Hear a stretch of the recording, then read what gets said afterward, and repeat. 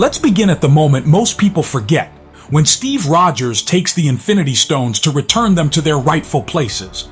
The Avengers promised that if they borrowed the stones, they'd put them back exactly where they came from, and that would preserve the timeline.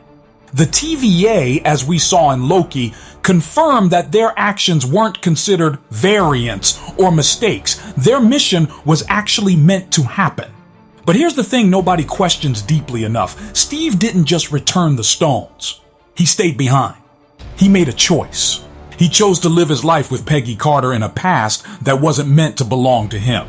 And that choice, that single ripple, is where everything begins to fall apart.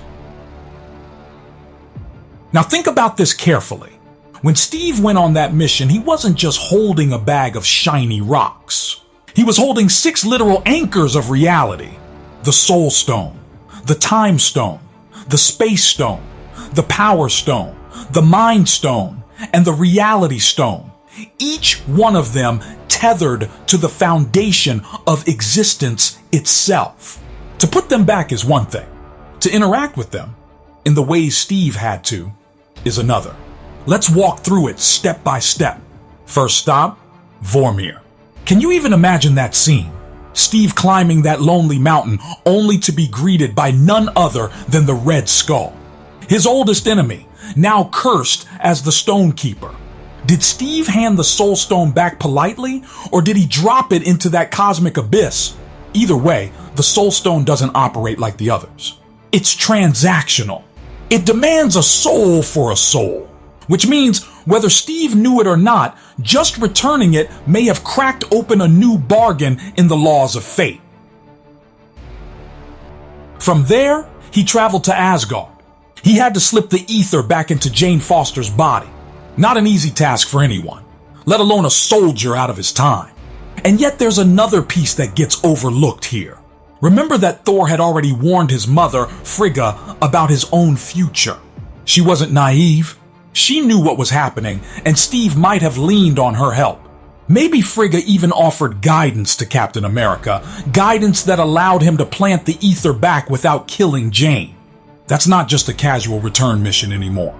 That's an intimate involvement with Asgardian destiny. And every time Steve interfered, the ripples grew. Next, New York, the Time Stone.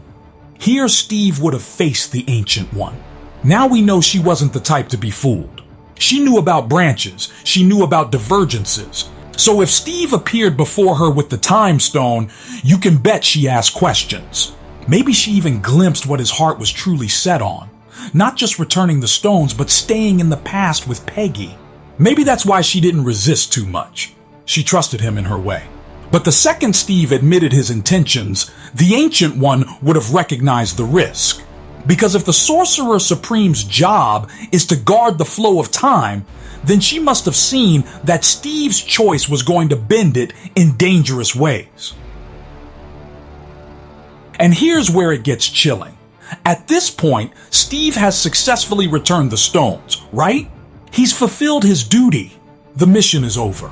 All he has to do now is click that device and return to his present. But he doesn't. He doesn't.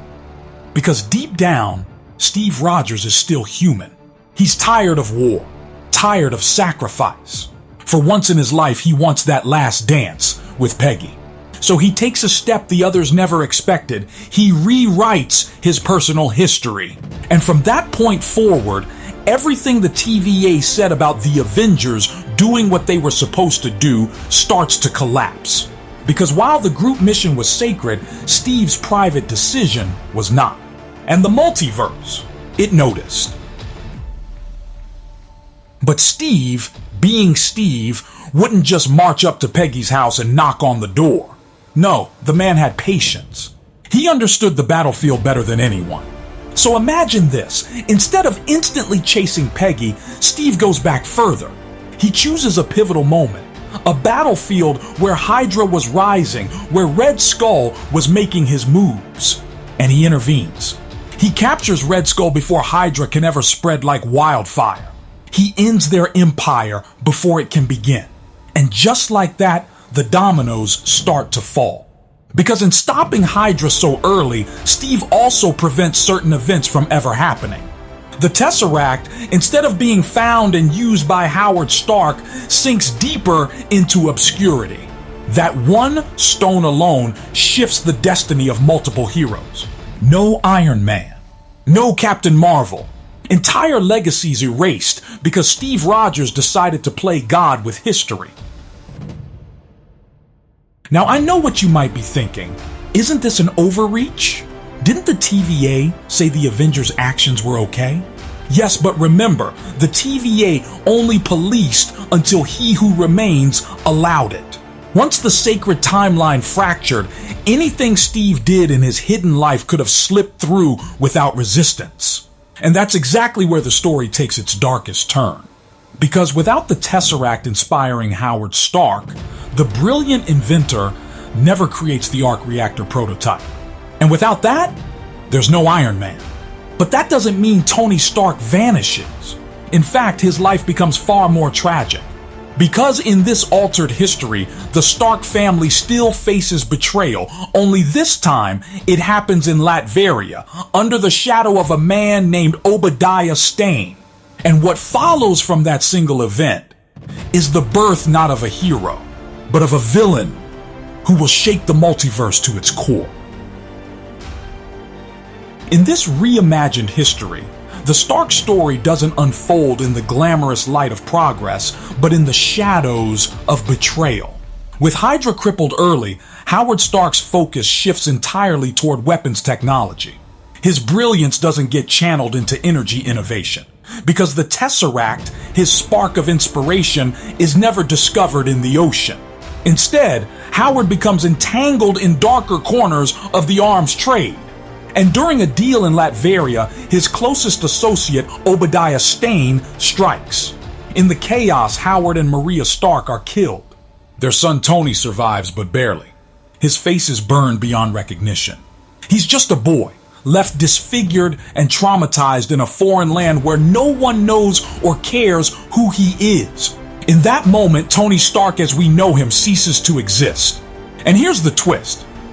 Instead of being pulled back into the United States, instead of being groomed into the billionaire playboy genius, this broken boy falls under the protection of a woman who sees potential where others see only scars, Agatha Harkness. Now, Agatha, at this point, isn't the neighborly witch we met in WandaVision. She's wandering, grieving. Her own child lost to tragedy. When she discovers the boy, mangled and alone, she senses both pain and possibility. Using ancient magic, she heals him not completely, but enough to make him whole again. And when she learns his true identity, she realizes she must hide him. Because if the world knew Tony Stark had survived, he would become a target for those same forces that betrayed his family. So she casts a spell. A spell that erases him from the memory of the world, much like Doctor Strange's spell in No Way Home. To the outside world, Tony Stark never grew up. He never became Iron Man. But to Agatha, he becomes something else entirely. She renames him. She gives him a second identity. She calls him Victor, Victor Von Doom. This is where the line between science and sorcery begins to blur. Growing up in Latveria under Agatha's care, Victor absorbs knowledge like a sponge. He isn't just an engineer like Howard or a sorcerer like Agatha, he's both. He learns to fuse science and magic in ways no one thought possible, and the people of Latveria begin to notice. Here's a young man who builds devices to heal, who conjures miracles of energy, who solves problems their so-called leaders never could. Slowly, he rises as a beacon of hope. But hope has a cost. The local baron, a dictator ruling over Latveria with an iron grip, becomes jealous. To him, Victor is not a savior, he's a threat. And jealousy in the hands of tyrants always ends in fire. The Baron declares Agatha a witch, branding her sorcery as evil. In a public spectacle meant to crush both her spirit and Victor's, she is sentenced to death by fire. And here's the gut-wrenching part. Victor tries to save her. Against her wishes, he unleashes spells she had forbidden him to use. He throws himself into the flames, desperate to pull her out. But he fails. The fire consumes her. His skin is seared again, his heart shattered once more. In the ashes of that failure, Victor Von Doom is truly born. He builds his first armor, a cold metal shell to hide his scars, infused with both magic and machinery. And with it, he turns the Baron's punishment back on him. The same fire that killed Agatha consumes Latveria's tyrant. The people cheer. They see Doom as their liberator. But deep inside, Victor doesn't feel like a hero. He feels like a man who has lost everything, twice. This is the turning point. Up to now, Victor was still someone who could have been saved. He was a boy who wanted to protect, who wanted to give. But grief twists even the noblest souls. In his rage, he convinces himself that only by seizing absolute power can he prevent such losses from happening again. And so he doesn't just rule Latveria, he rebuilds it in his image. He fuses magic with technology, creating the first wave of Doom bots, machines powered by energy not from this world, but siphoned from forbidden realms. The land prospers, but its prosperity is built on unstable foundations. And that's when a familiar figure notices the Ancient One. The Ancient One feels a disturbance. She confronts Doom, warning him that his experiments are destabilizing the natural balance. She senses that the energy he's tapping into could unravel the very fabric of their universe. But Doom, emboldened by grief and power, mocks her. He calls her a hypocrite. After all, isn't she herself guilty of drawing energy from the dark dimension to prolong her life? Their clash is inevitable. Sorcerer Supreme against Latveria's armored sorcerer engineer. And though the Ancient One is formidable, Doom does something no one else ever dared. He doesn't just fight her, he absorbs her power, just as he once absorbed Agatha's teachings. For the first time in centuries, the Ancient One finds herself outmatched, not by brute force, but by a mind that combines logic with mysticism. Unable to destroy him without devastating consequences, she leaves him with a warning. If you ever step outside Latveria, our next meeting will be our last. Doom's reply is chilling in its certainty. Indeed, it will be our last. Meanwhile, in the broader world, Steve Rogers is living a quieter life. His intervention created a strange peace. With Hydra dismantled early, with Doom locked away in Latveria, governments stabilize. Wars fade. Conflicts that once birthed heroes never come to pass. It's almost idyllic, almost too good to be true. But this peace isn't natural. It's the product of Steve's interference. And when Peggy Carter eventually passes away, Steve feels the pull of his original timeline. Old and weary, he returns with his shield, handing the mantle to Sam Wilson. To everyone else, it looks like a peaceful ending to a noble life. But in truth, the moment Steve leaves that altered reality, something snaps. The delicate balance begins to collapse. Doom, who has spent years tethering his world together with stolen energy, feels it first. He realizes that the true anomaly wasn't the stones or Hydra or even himself. It was Steve Rogers, a man who didn't belong, who brought peace to a world that should have birthed chaos. And when that man departs, the incursions begin. This is where Doom's genius turns into obsession. He refuses to accept that the multiverse itself is broken because of someone else's choices. He tells himself he can fix it. He builds machines, he crafts spells, he sends Doombots into other realms to harvest energy. But no matter what he does, the incursions keep happening. Timelines collapse, universes burn, and slowly, Doom arrives at a terrifying conclusion that the multiverse isn't a garden to be nurtured, but a cancer to be replaced. If collapse is inevitable, then the only way forward is to control the collapse, to trigger it on his own terms, and from its ashes, build a new reality where he reigns supreme. It's not that Doom seeks destruction for its own sake. He seeks order, permanence, a world where no fire can ever take away what he loves again. But in trying to play God, he sets himself on the path of becoming the very monster he once swore to fight. Doom's obsession with saving his reality evolves into something far greater than even he anticipated. At first, he tries to focus on his own world, using his Doom bots to siphon energy from other realms. These machines, half metal and half magic, act as anchors, patching the cracks left by Steve's departure. But here's the problem. Every time one fracture is sealed, another appears elsewhere. It's like playing whack-a-mole with existence itself. Doom begins to notice a strange pattern. No matter what he does, the source of instability always traces back to one thing: Steve Rogers. Not the Captain America of Doom's timeline, but the Steve who came from another world, who lived decades of borrowed time with Peggy before finally returning home. Doom realizes something devastating. Steve wasn't just a visitor. He was an infection in the timeline. His presence created peace where there should have been conflict. And when he left, that peace collapsed, sending shockwaves through the multiverse. For Doom, this isn't just a theory. It's proof that destiny itself was rewritten, and he's living in the fallout. Armed with this revelation, Doom turns his attention to the concept of dream walking, the forbidden practice of projecting oneself into variants across the multiverse. Using fragments of the Darkhold in his own inventions, he sends his consciousness spiraling into alternate worlds.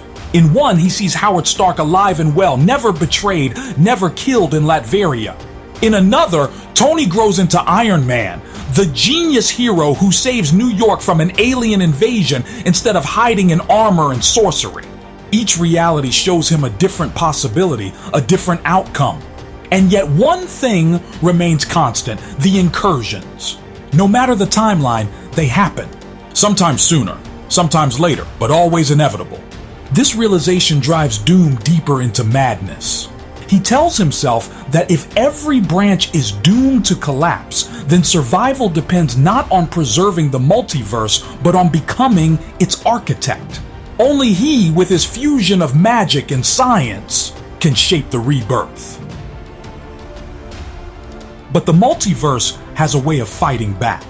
In one dream walk, Doom crosses paths with a sorcerer he didn't expect, Doctor Strange. Not the Strange of his own altered world, but a variant from another branch.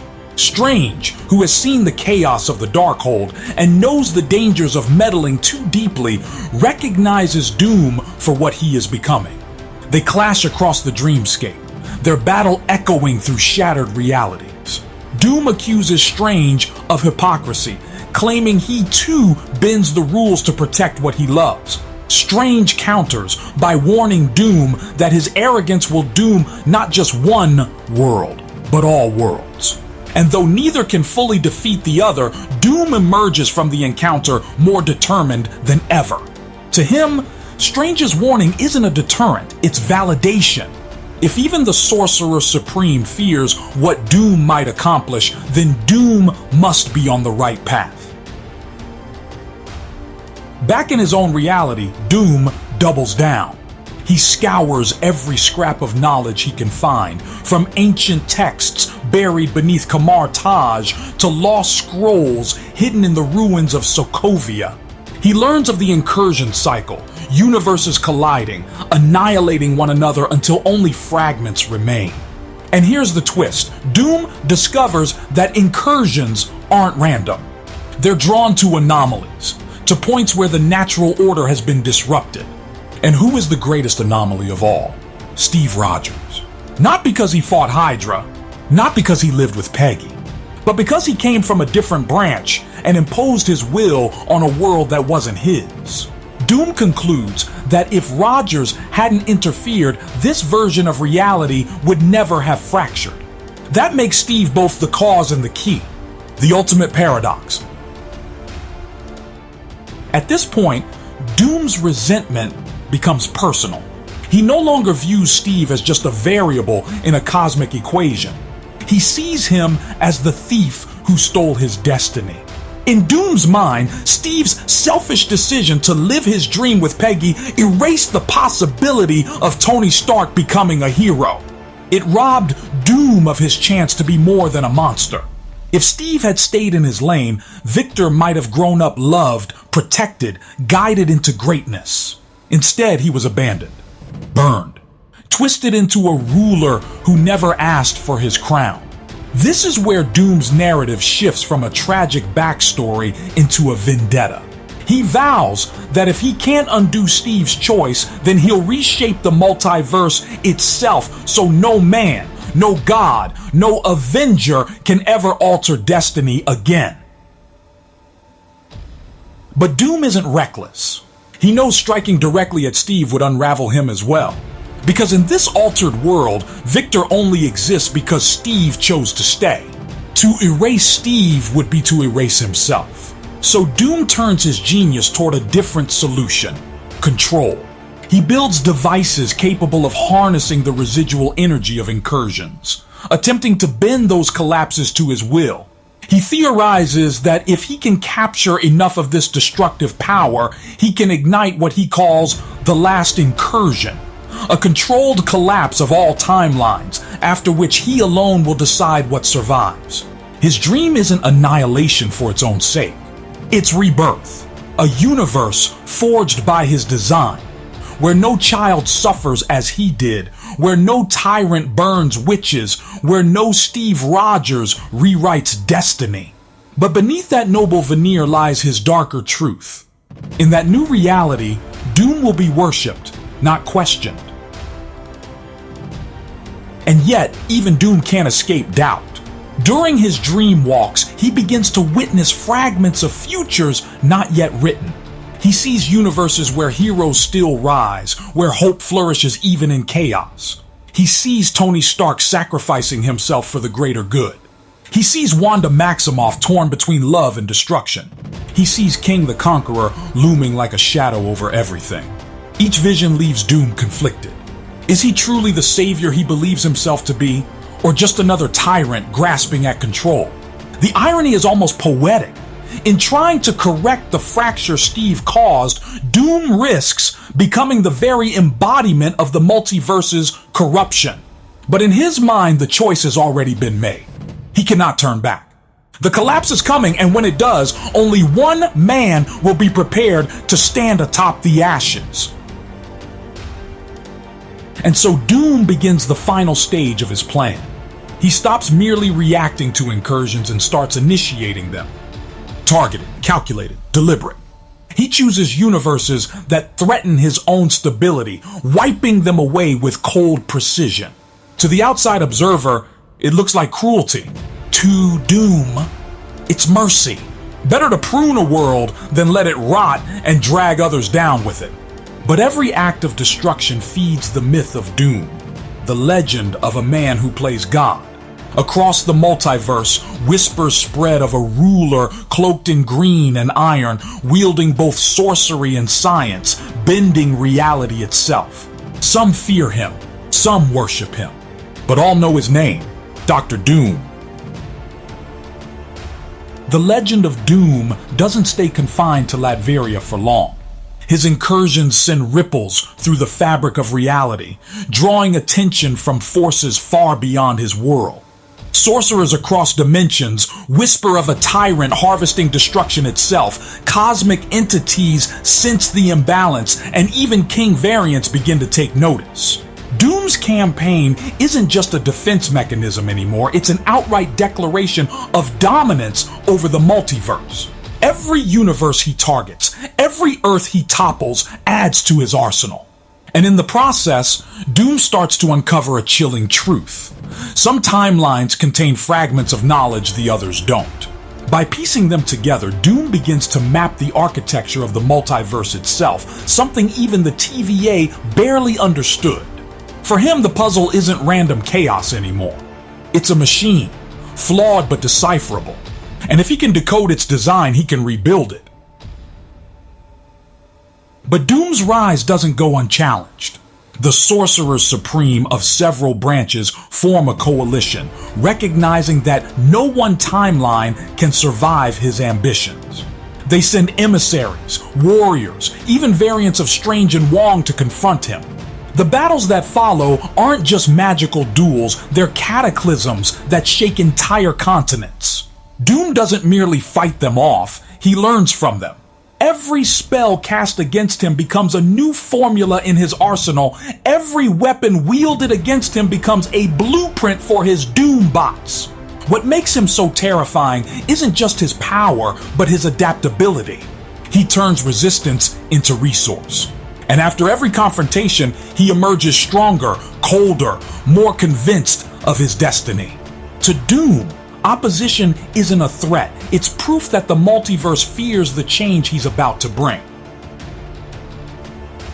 Meanwhile, Doom's vendetta against Steve Rogers festers in the background. Even though Steve has long since returned to his own timeline, his ghost haunts Doom's every calculation. Doom convinces himself that Rogers was the original sin, the ripple that started it all. And so Doom begins experimenting with ways to reach across branches, not just dream walking, but dragging physical matter through. He's no longer content to observe variants, he wants to confront them. In one experiment, he pulls through a fragment of a shield, cracked and scarred, belonging to a Steve Rogers who died in battle. In another, he glimpses universes where Rogers never became Captain America at all. Each revelation hardens his resolve.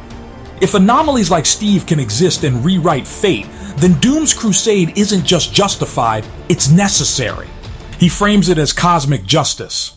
One man rewrote destiny for love, so another must rewrite it for survival. But the more Doom tampers, the more the multiverse begins to convulse. Incursions accelerate, timelines grind against each other, entire branches collapse faster than he can catalog them. In the chaos, he stumbles upon something unexpected.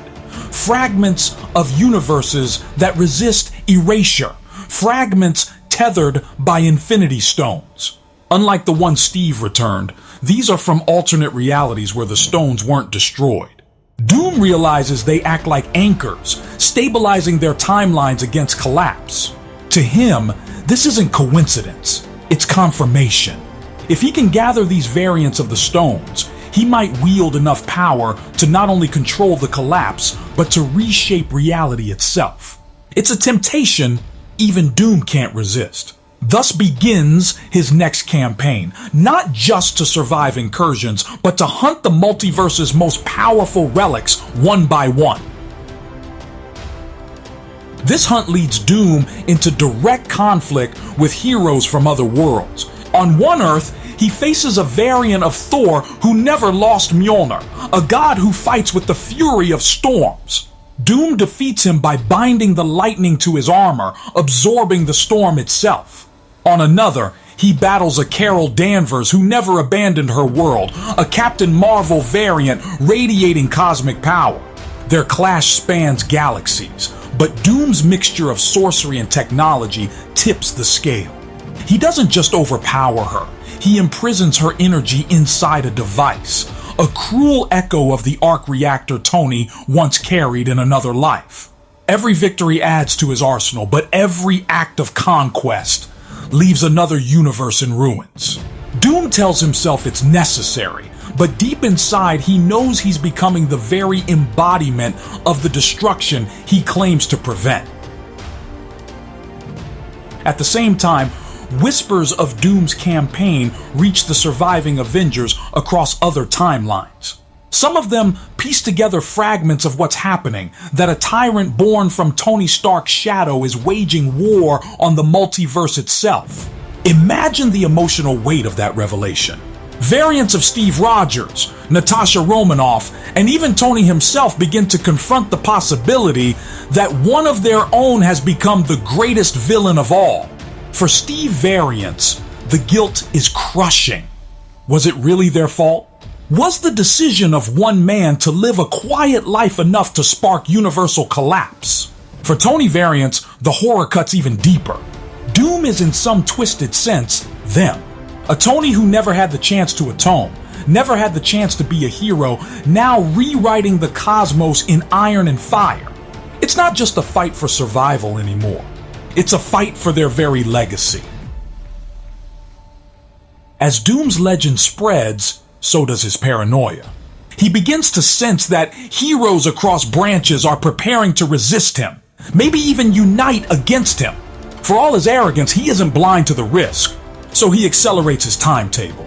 He pushes the multiverse toward its breaking point, orchestrating collisions not randomly, but strategically, pruning the branches that could birth the strongest opposition. And yet, the more he pushes, the more he realizes he's running out of time. The incursions are accelerating beyond his control. He can't just patch the machine anymore, he has to rebuild it now, or everything will be lost. This is the stage where Doom's crusade stops being theoretical. He's no longer preparing for the last incursion. He's summoning it. And in doing so, he sets the stage for the greatest catastrophe the multiverse has ever seen. The multiverse groans under the weight of Doom's ambition. By this stage, every branch is fraying, every reality feels like it's seconds from unraveling. And in the heart of Latveria, Doom stands within his citadel, surrounded by towers of technology humming with stolen cosmic energy. He has harvested fragments of infinity stones from shattered universes, fused them into his armor, and built a machine capable of triggering what he calls the final incursion. To him, this isn't madness, it's destiny. He believes the multiverse is sick, corrupted by anomalies, plagued by accidents of love and sacrifice, and that only by collapsing everything can a new order emerge. But what makes this moment so powerful is the contradiction.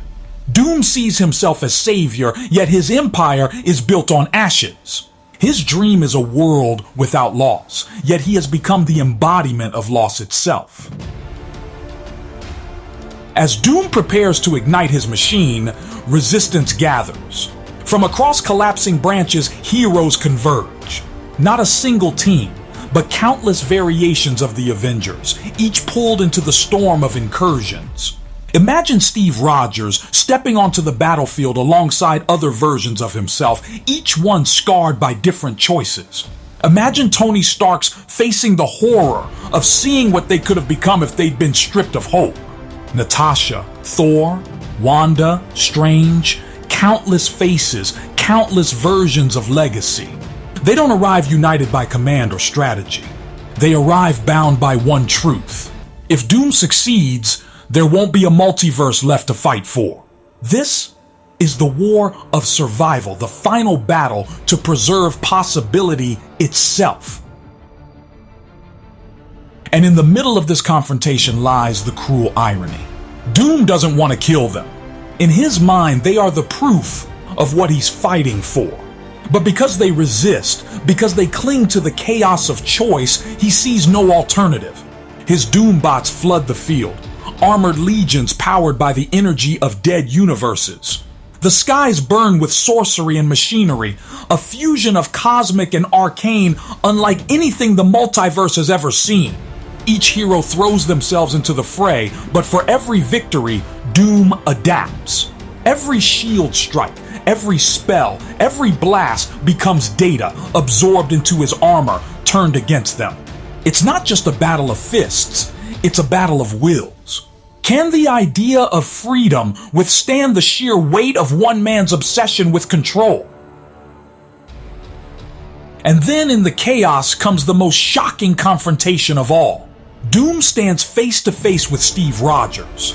Not the old man who returned to his timeline, but a variant dragged into the collapse, still carrying the guilt of choices made and lives altered. Doom doesn't attack immediately. Instead, he speaks. He tells Steve that everything, the incursions, the deaths, the collapse, began with him. That his selfish choice to stay with Peggy, to rewrite destiny for love, created the fracture that doomed them all. Steve, battle-worn and weary, doesn't deny it. He admits that maybe his choice was selfish. Maybe it was wrong. But he refuses to believe that one mistake justifies burning the multiverse to the ground. This exchange is more than dialogue. It's the essence of the theory. Doom sees Steve as the anomaly that broke everything, while Steve sees Doom as the consequence of letting anger rewrite purpose. The fight that follows is as symbolic as it is brutal. Doom, armored in a fusion of stark genius and sorcery, wielding fragments of stones, embodies power twisted by grief. Steve's shield in hand embodies resilience born of sacrifice.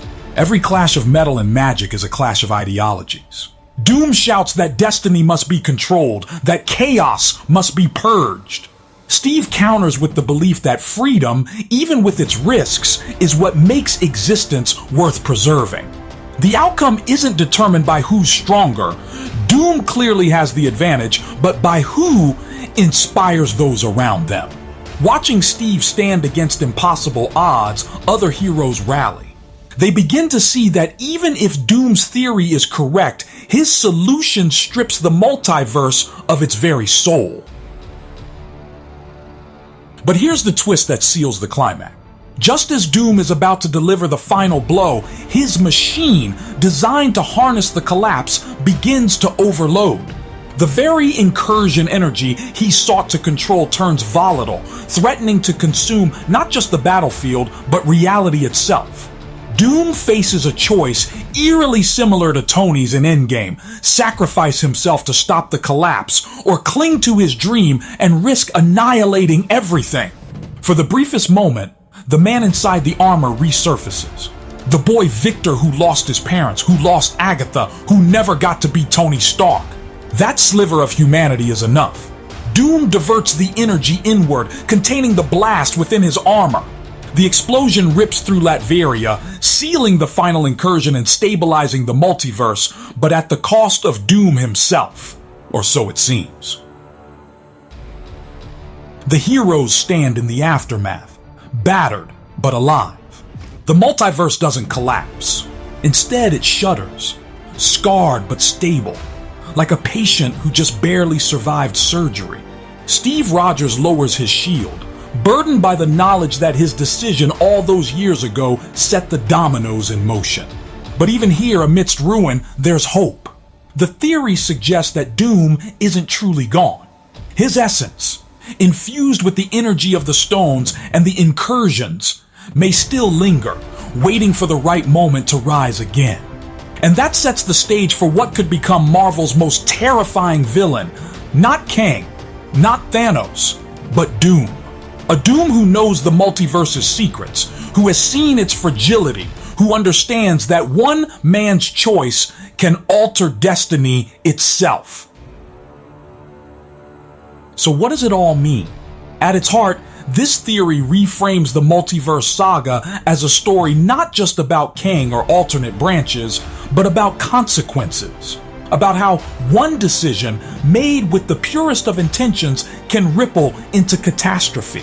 Steve Rogers wasn't evil for staying with Peggy, but in doing so, he planted the seed of a reality where Tony Stark never became Iron Man, where Victor Von Doom was born instead. And Doom, in trying to save his broken world, nearly broke the multiverse. It's a cycle of cause and effect, love and loss, heroism and villainy. And it shows that the line between savior and destroyer is thinner than we ever imagined. When Endgame released, it felt like closure. The Infinity Saga came full circle. Tony Stark's sacrifice saved the universe, and Steve Rogers finally got his long-awaited dance with Peggy Carter. But Marvel doesn't do coincidences. That happy ending wasn't just a bow tied on Cap's story. It was a fracture. Steve didn't just go back in time and quietly fade into history. No. He made a decision that violated the very rules of time travel the Avengers themselves set up earlier in the movie. He stayed. He lived a life in a branch timeline. And the moment he chose to break away from the sacred timeline, the TVA had a problem. Remember what Loki was told in his series? Any deviation creates branches, and unchecked branches lead to chaos, the kind of chaos that births Kang, multiversal wars, and ultimately, the Doomsday scenario.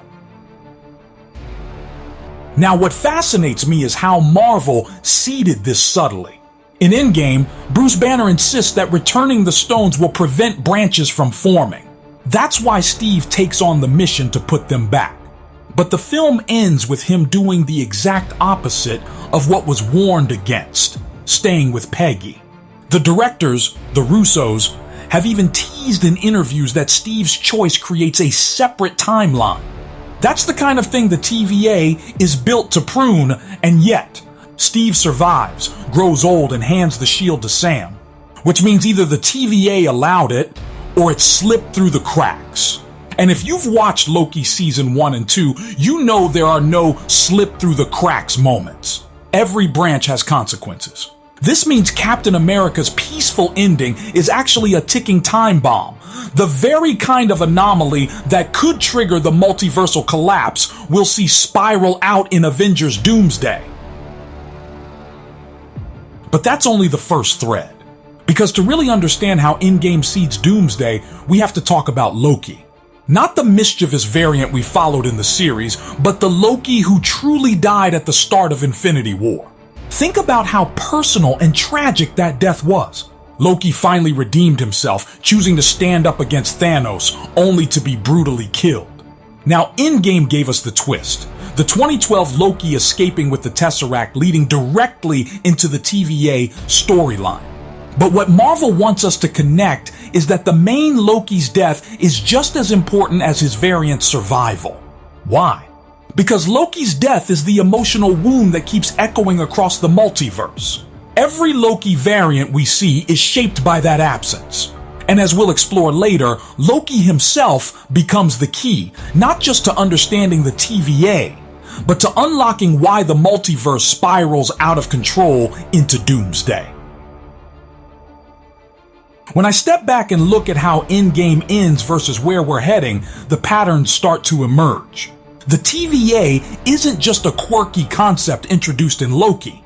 It's Marvel's way of saying every decision made in Endgame has consequences. The TVA's void, that wasteland where pruned timelines and discarded variants go, is basically a dumping ground of broken possibilities. Now imagine what happens when Deadpool and Wolverine stumble into that place. That's not just fan service, that's Marvel's back door to bring in the Fox universes, the X-Men timelines, and eventually the Fantastic Four. Deadpool and Wolverine aren't random cameos. They're the first mutants stepping directly into the chaos birthed by Steve Rogers' timeline choice and Loki's Tesseract escape. And in Doomsday, they're going to be the wild cards that turn the tide of the multiversal war. What excites me most is how Marvel is layering this. Endgame gave us closure, but if you look closely, it also planted the seeds of every problem Doomsday will explore. Steve living with Peggy wasn't just romantic closure, it fractured time. Loki's death wasn't just emotional, it created a vacuum that his surviving variants are forced to fill. And Deadpool and Wolverine aren't just comedic relief, they're the very characters who drag in the forgotten timelines Marvel now wants to merge into the MCU. All of this, when stacked together, paints a picture that Doomsday isn't a brand new story, but the inevitable consequence of Endgame's ending. The moment Steve chose love, the moment Loki died, the moment timelines were trimmed and thrown into the void, those were the dominoes. And Doomsday is when they finally topple over. Now, before I reveal how Dr. Doom ties into all this, and trust me, his role makes Endgame look almost like the opening credits, I want to pause on Steve and Peggy's timeline, because it's the linchpin.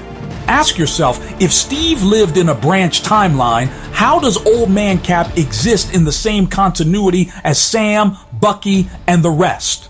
Either Marvel wants us to believe the TVA overlooked it, which is unlikely, or Steve's branch was deliberately left untouched. And if it was deliberate, that means there's someone or something who wanted that anomaly to persist. Someone who benefits from Steve's decision-breaking time. And that, I think, is where the true seeds of Doomsday are hiding. Because the biggest villains in Marvel aren't the ones who destroy. They're the ones who wait, who use the cracks others create. If you're still with me, here's why this matters. Doomsday isn't just another big crossover. It's the culmination of every fracture we didn't pay attention to in Endgame. Steve's dance with Peggy becomes the first crack. Loki's death and the rise of his variants are the second. Deadpool and Wolverine kicking down the wall of the void is the third. And waiting in the shadows, the one who stitches all these cracks into his own battlefield is Dr. Doom. But we're not there yet, not quite. Because to fully see how Doom capitalizes on the fallout, we have to carefully trace how each Endgame ending wasn't an ending at all. It was the setup, the calm before a storm called Doomsday. That's where I'll stop the first part. What I've laid out so far is only the foundation. Steve's timeline fracture, Loki's death and variant survival, the TVA void, and the Deadpool-Wolverine entry point. These are the seeds. Next, we'll dig deeper into how each of these layers escalates step by step, and how they spiral toward Dr. Doom's rise and the full Avengers Doomsday connection. When I think about what makes Loki so essential to this entire story, it comes down to one thing. He's the only character in the MCU who has lived outside the boundaries of time itself. Every other Avenger is chained to the sacred timeline, born in it, fighting within it, dying in it. But Loki, thanks to that Tesseract escape in Endgame, becomes something entirely different. He's not supposed to exist, yet he does. And in the TVA, he learns a truth none of the other heroes ever see. Time isn't linear. It's a tree, branching, splitting, threatening to spiral out of control. His death in Infinity War was painful, but his survival as a variant is far more important. Because if you line up the dominoes, Loki is the first to see the bigger picture. That all of Endgame's happy endings were cracks in the foundation. Tony gets peace, Steve gets Peggy, Thor finds a new path. But Loki? Loki becomes the witness to the cost of those choices. And in Doomsday, that perspective is what turns him into the key player, because unlike the others, he understands that the multiverse isn't stable, it's dying. The TVA itself is one of the most misunderstood elements Marvel has introduced. On the surface, it feels almost comedic. Faceless workers in dull offices, a bureaucratic god machine deciding what lives and what gets pruned. But if you think about it in terms of Endgame, the TVA becomes terrifying. Every single branch Steve Rogers risked creating should have been pruned. Every ripple from the Avengers time heist should have been cut off. Yet the TVA didn't act, at least not in ways we saw. Why? Because something was changing. He who remains was losing control. The sacred timeline was beginning to split, and Steve's personal choice to stay with Peggy was like pulling one thread from an old sweater. Once it's pulled, the whole thing unravels. And the TVA, for all their supposed power, couldn't stop it. That's why I see them less as villains and more as caretakers, who were powerless to stop the cracks left behind by Endgame. By the time Loki steps into their world, the damage has already been done. He's not causing the collapse. He's witnessing the aftershock of Endgame's finale. Now the Void is where things get truly interesting. It's basically Marvel's trash can, a place where discarded timelines, pruned variants, and broken realities get thrown away like old junk. But what happens when you throw away too much? When the Void starts filling with entire universes that still have life inside them, that's where Deadpool and Wolverine come in. Think about it. Deadpool, a character who breaks the fourth wall, has always been aware he's part of a franchise. And Wolverine, a tragic hero who has died and come back more times than we can count, is the perfect symbol of resurrection. So when Marvel puts them in the Void, it's not just fan service, it's meta commentary. Deadpool represents the awareness that universes don't just disappear. Wolverine represents the persistence of stories Marvel can't erase. Together, they become the gateway through which the X-Men timeline isn't just remembered but pulled directly into the MCU. And when Doomsday hits, the mutants are no longer somewhere else. They're in the same collapsing multiverse as the Avengers, forced to fight for survival.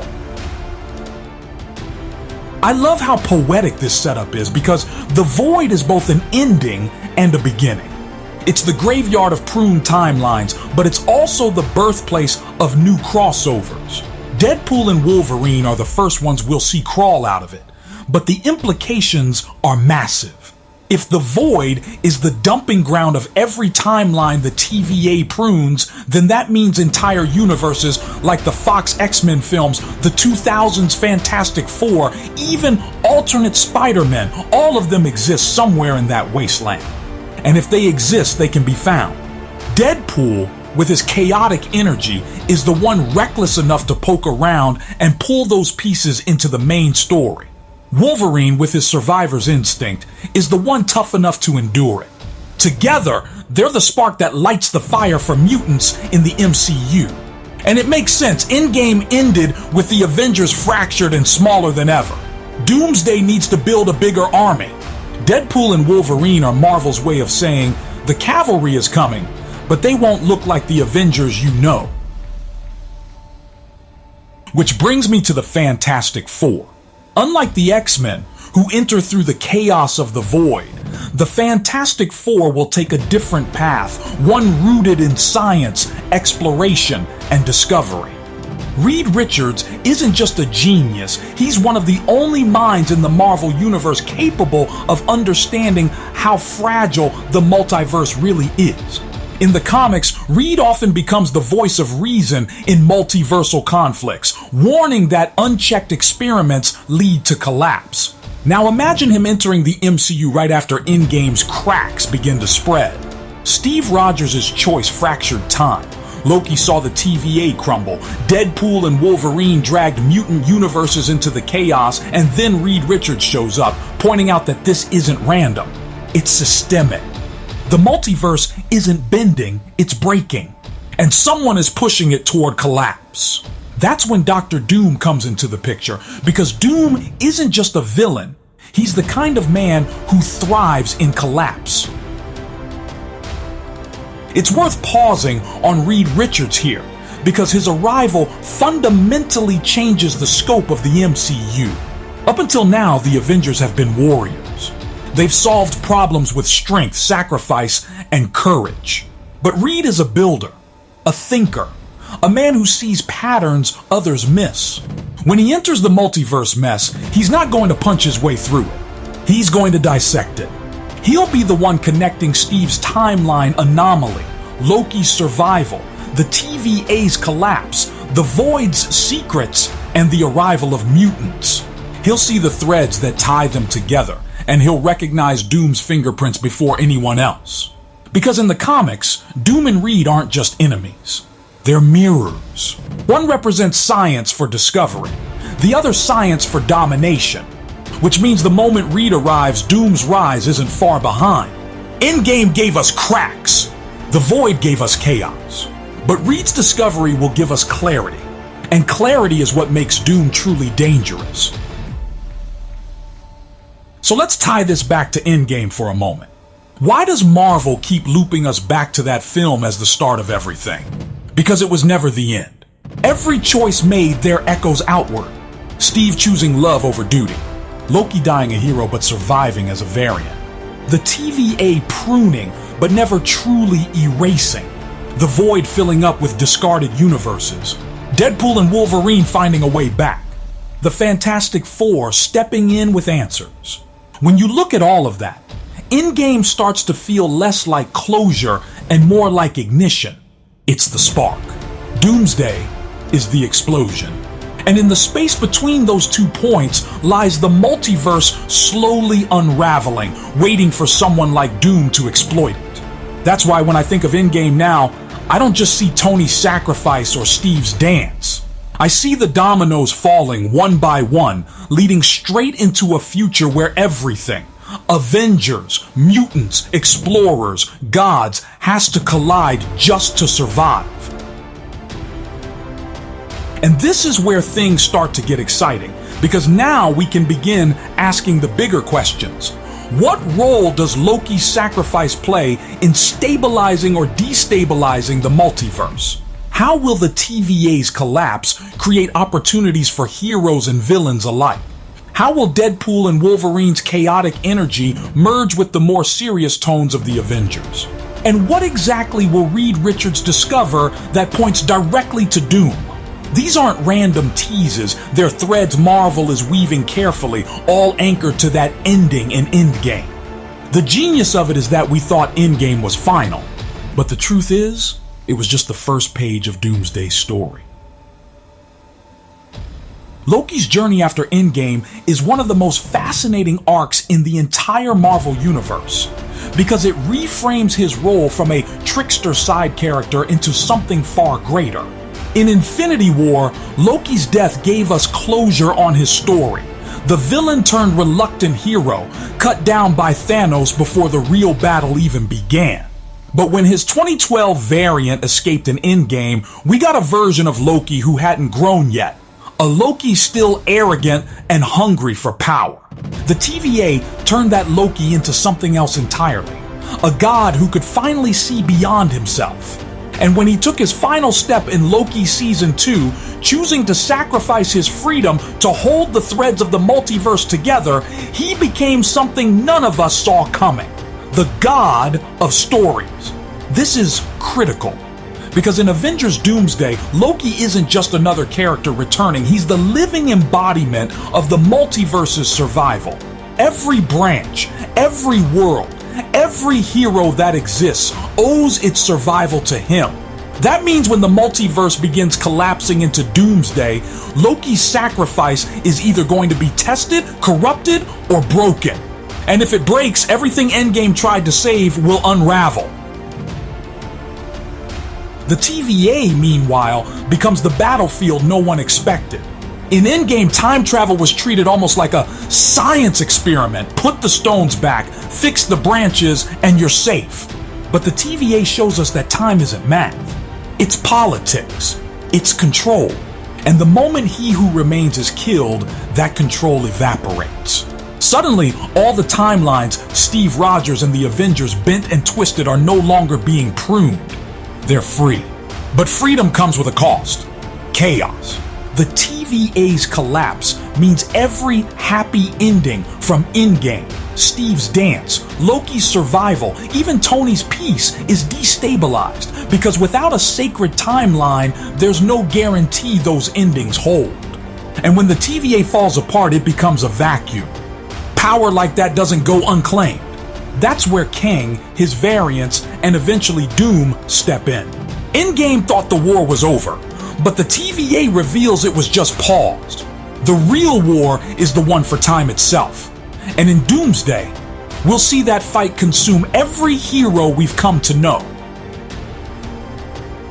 Now into this chaos stumble the two least likely saviors, Deadpool and Wolverine.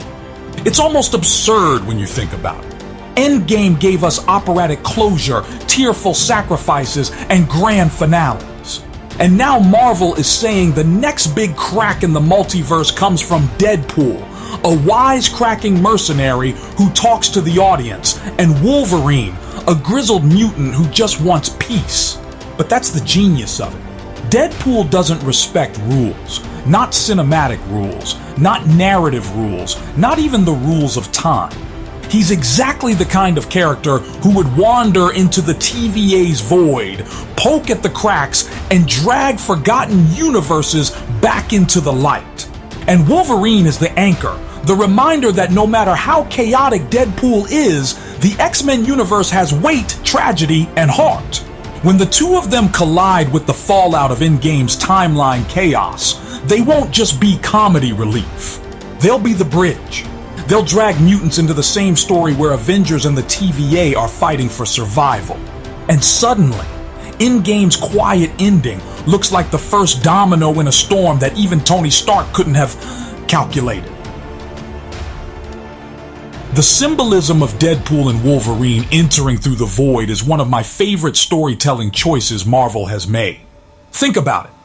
The void is where broken timelines go to die. It's the place where the TVA dumps anything it can't control. And yet from that graveyard comes resurrection. Deadpool and Wolverine walking out of the void is Marvel's way of saying nothing is really gone. The Fox X-Men films we thought were over? They're not. The alternate Fantastic Four we thought were buried? They're not.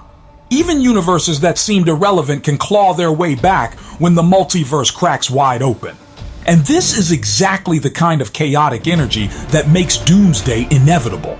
Because once Deadpool and Wolverine prove that discarded timelines can return, what stops every other universe from doing the same? That's not just messy, it's catastrophic. The void isn't a dumping ground anymore. It's a door. And in Doomsday, that door won't stay closed. And here's where the mutants' arrival becomes more than just a cameo. In Endgame, the Avengers saved their universe.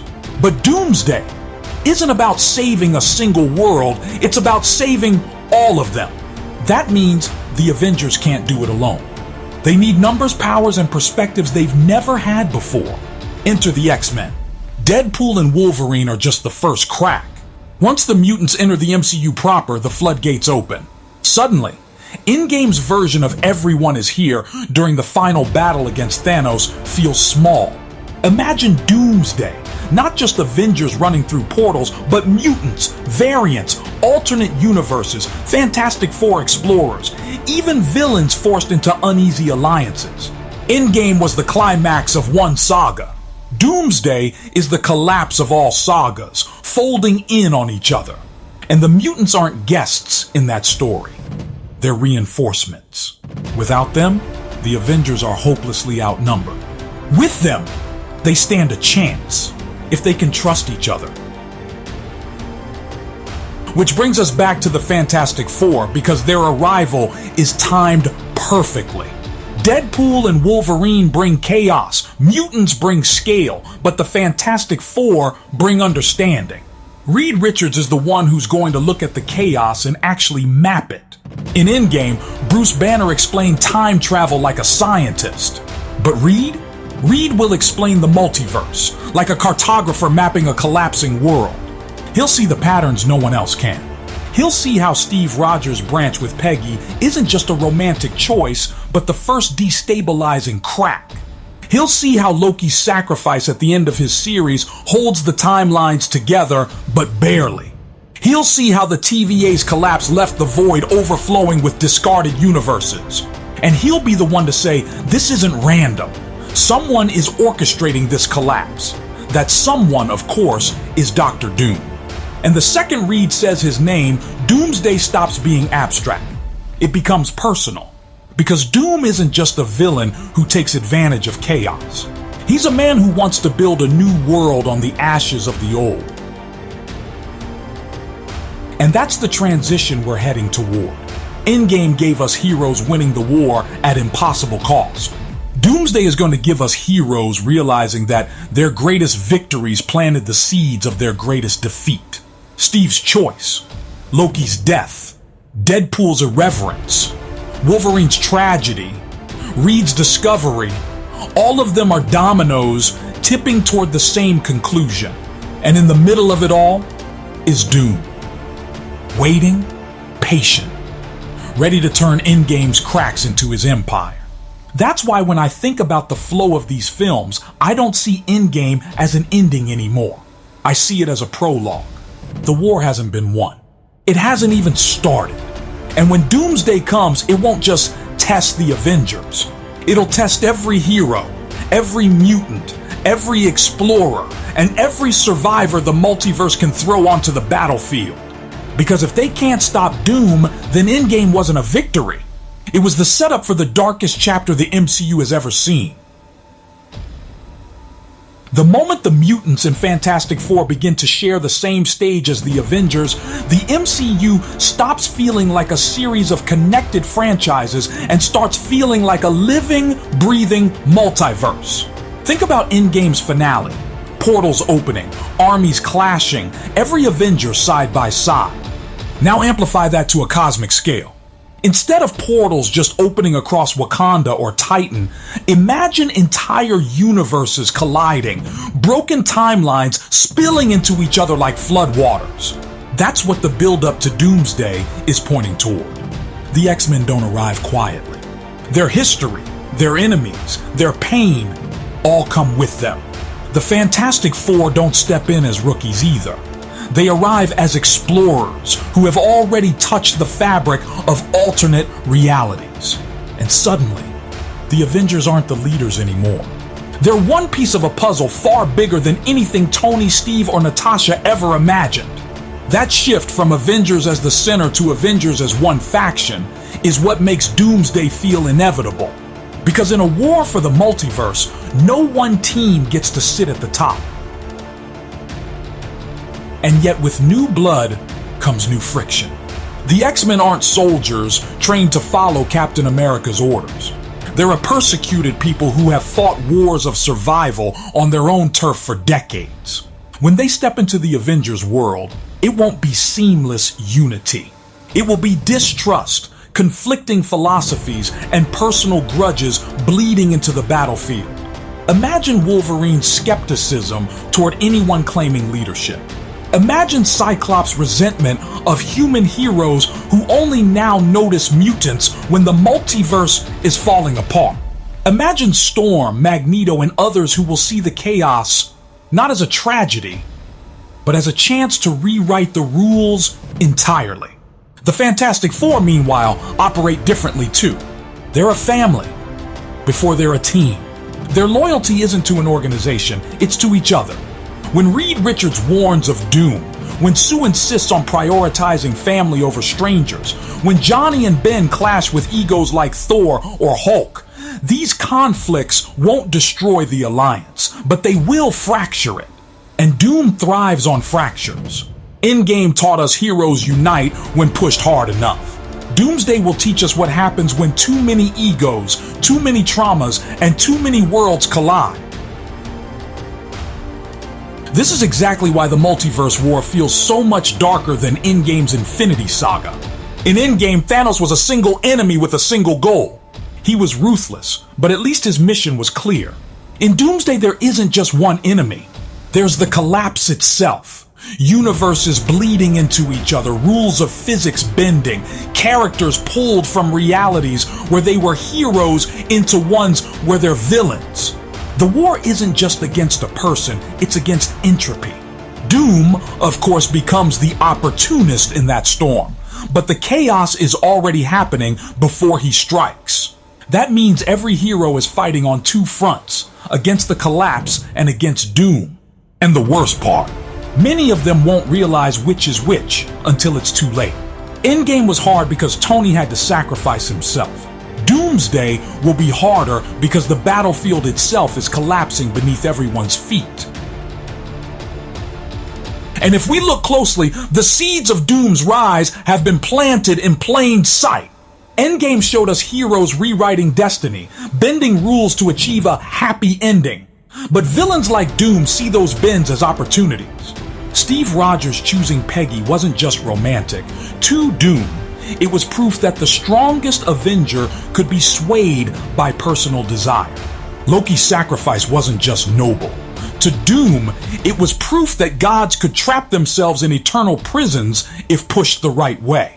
Deadpool and Wolverine dragging the Fox universes into play wasn't just chaotic. To Doom, it was proof that discarded realities could be weaponized. And Reed Richards discovering the truth wasn't just intellectual curiosity. To Doom, it was an invitation. Every step Endgame's Fallout created is a lesson Doom can twist. That's what makes him so terrifying. He doesn't need to break the rules. He just needs to wait for heroes to do it themselves, then step into the cracks they leave behind. When the Fantastic Four enter the picture, the dynamic changes even more dramatically. Reed Richards will recognize Doom long before the Avengers or X-Men understand who he is. Their rivalry isn't just personal, it's cosmic. Reed represents hope that knowledge can save the multiverse. Doom represents the certainty that knowledge can control it. That ideological clash is bigger than Tony versus Thanos because it isn't about stopping destruction, it's about who gets to rebuild. The X-Men will be torn between trusting Reed's optimism and siding with Doom's pragmatism. The Avengers will be caught in the middle, unsure whether Doom is just another tyrant or someone who actually has the power to stabilize what they can't. And this is where Doomsday becomes dangerous. Because unlike Thanos, who snapped half the universe into dust, Doom offers a deal. He offers survival in exchange for surrender.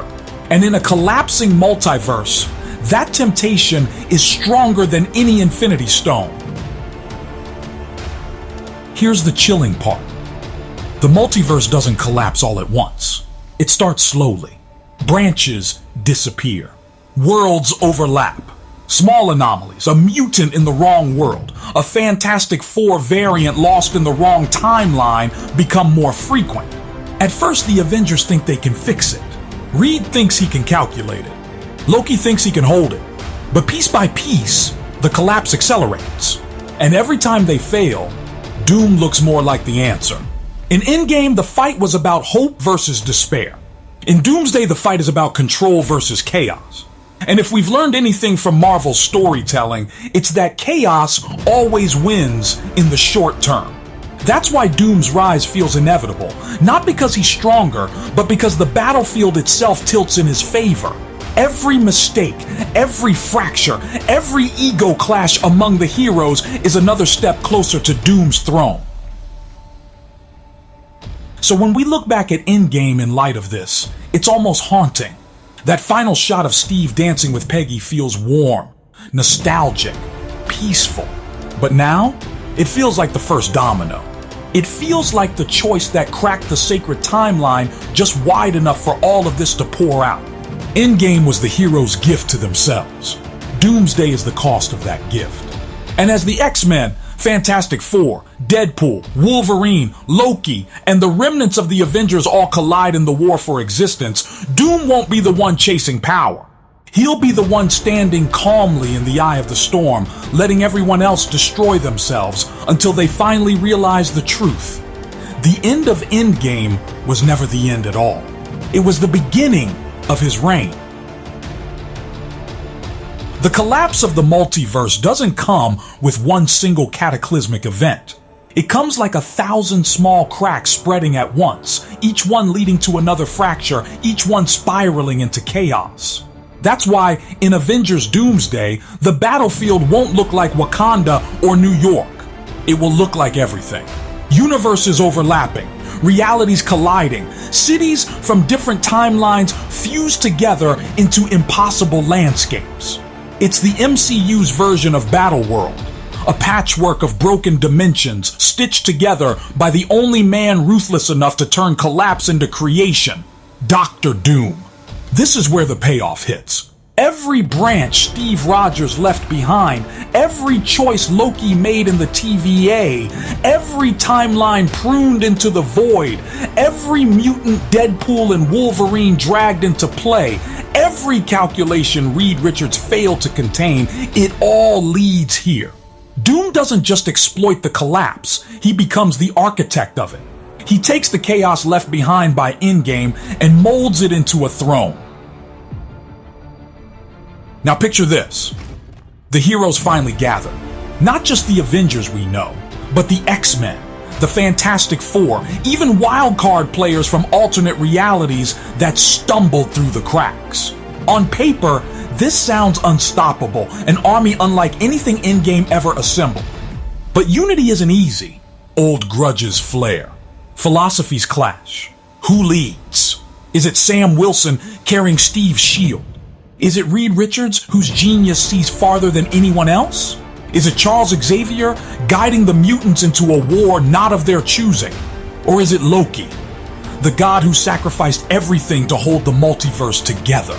This is where the brilliance of Doomsday lies. The heroes' numbers don't guarantee victory. Their disunity feeds Doom's rise. While they argue, Doom builds. While they fracture, Doom unites his vision. Where Thanos imposed balance by destruction, Doom imposes order by dominion. He offers the multiverse a cruel truth. Only one reality can survive, and under his rule, that reality will be perfect. But this is where Loki's sacrifice becomes the fulcrum of the story.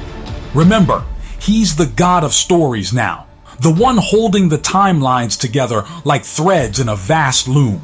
In Doomsday, Doom will challenge that directly. He won't just threaten the heroes with armies or weapons. He'll threaten existence itself by ripping those threads from Loki's hands and weaving them into his own design.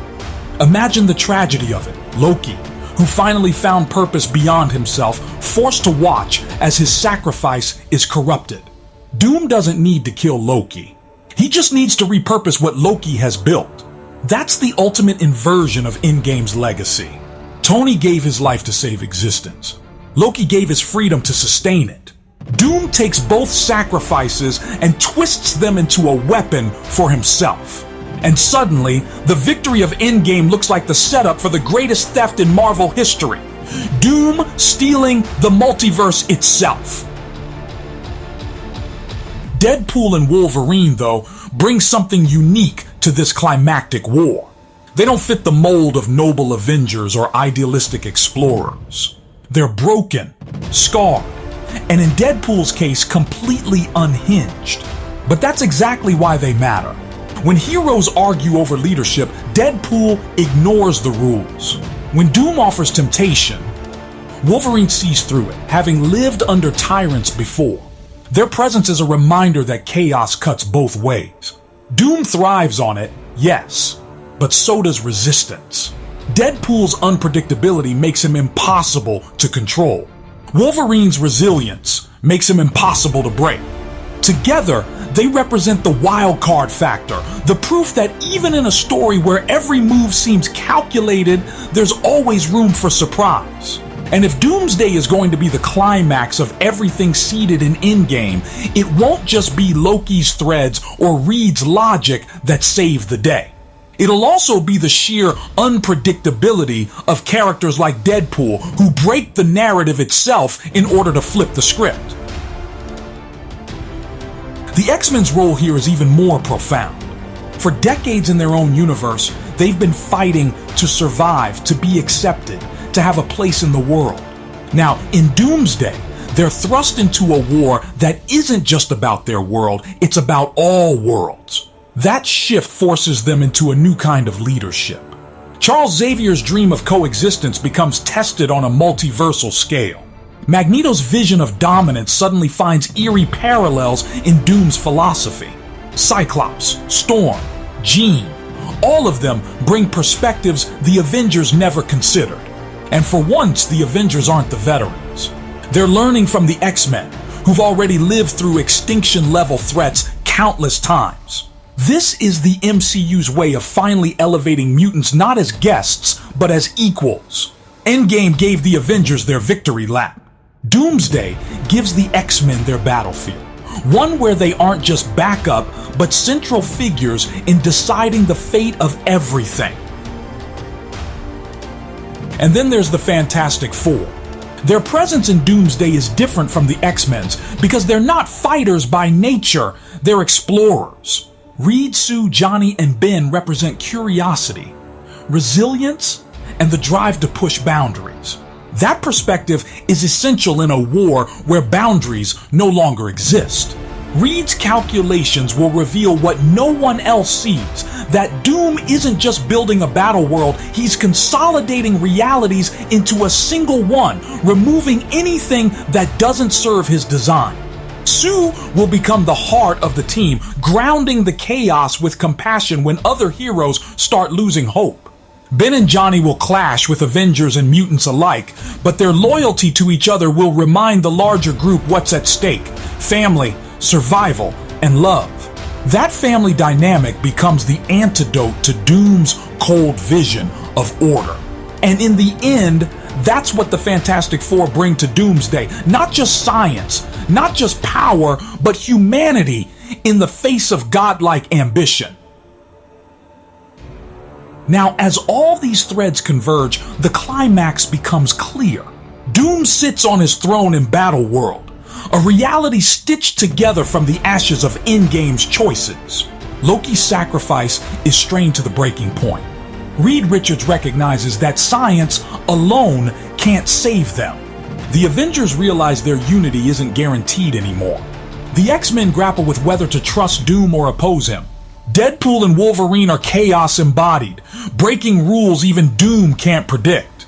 And through it all, the echoes of Endgame hang heavy.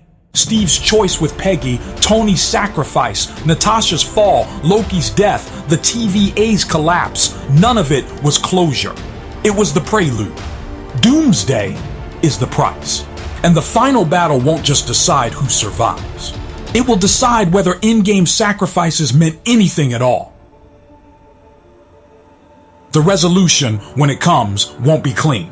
Heroes will fall. Worlds will be lost. Sacrifices will echo. But the point of Doomsday isn't to erase Endgame's legacy, it's to reframe it. Endgame gave us peace, but fragile peace.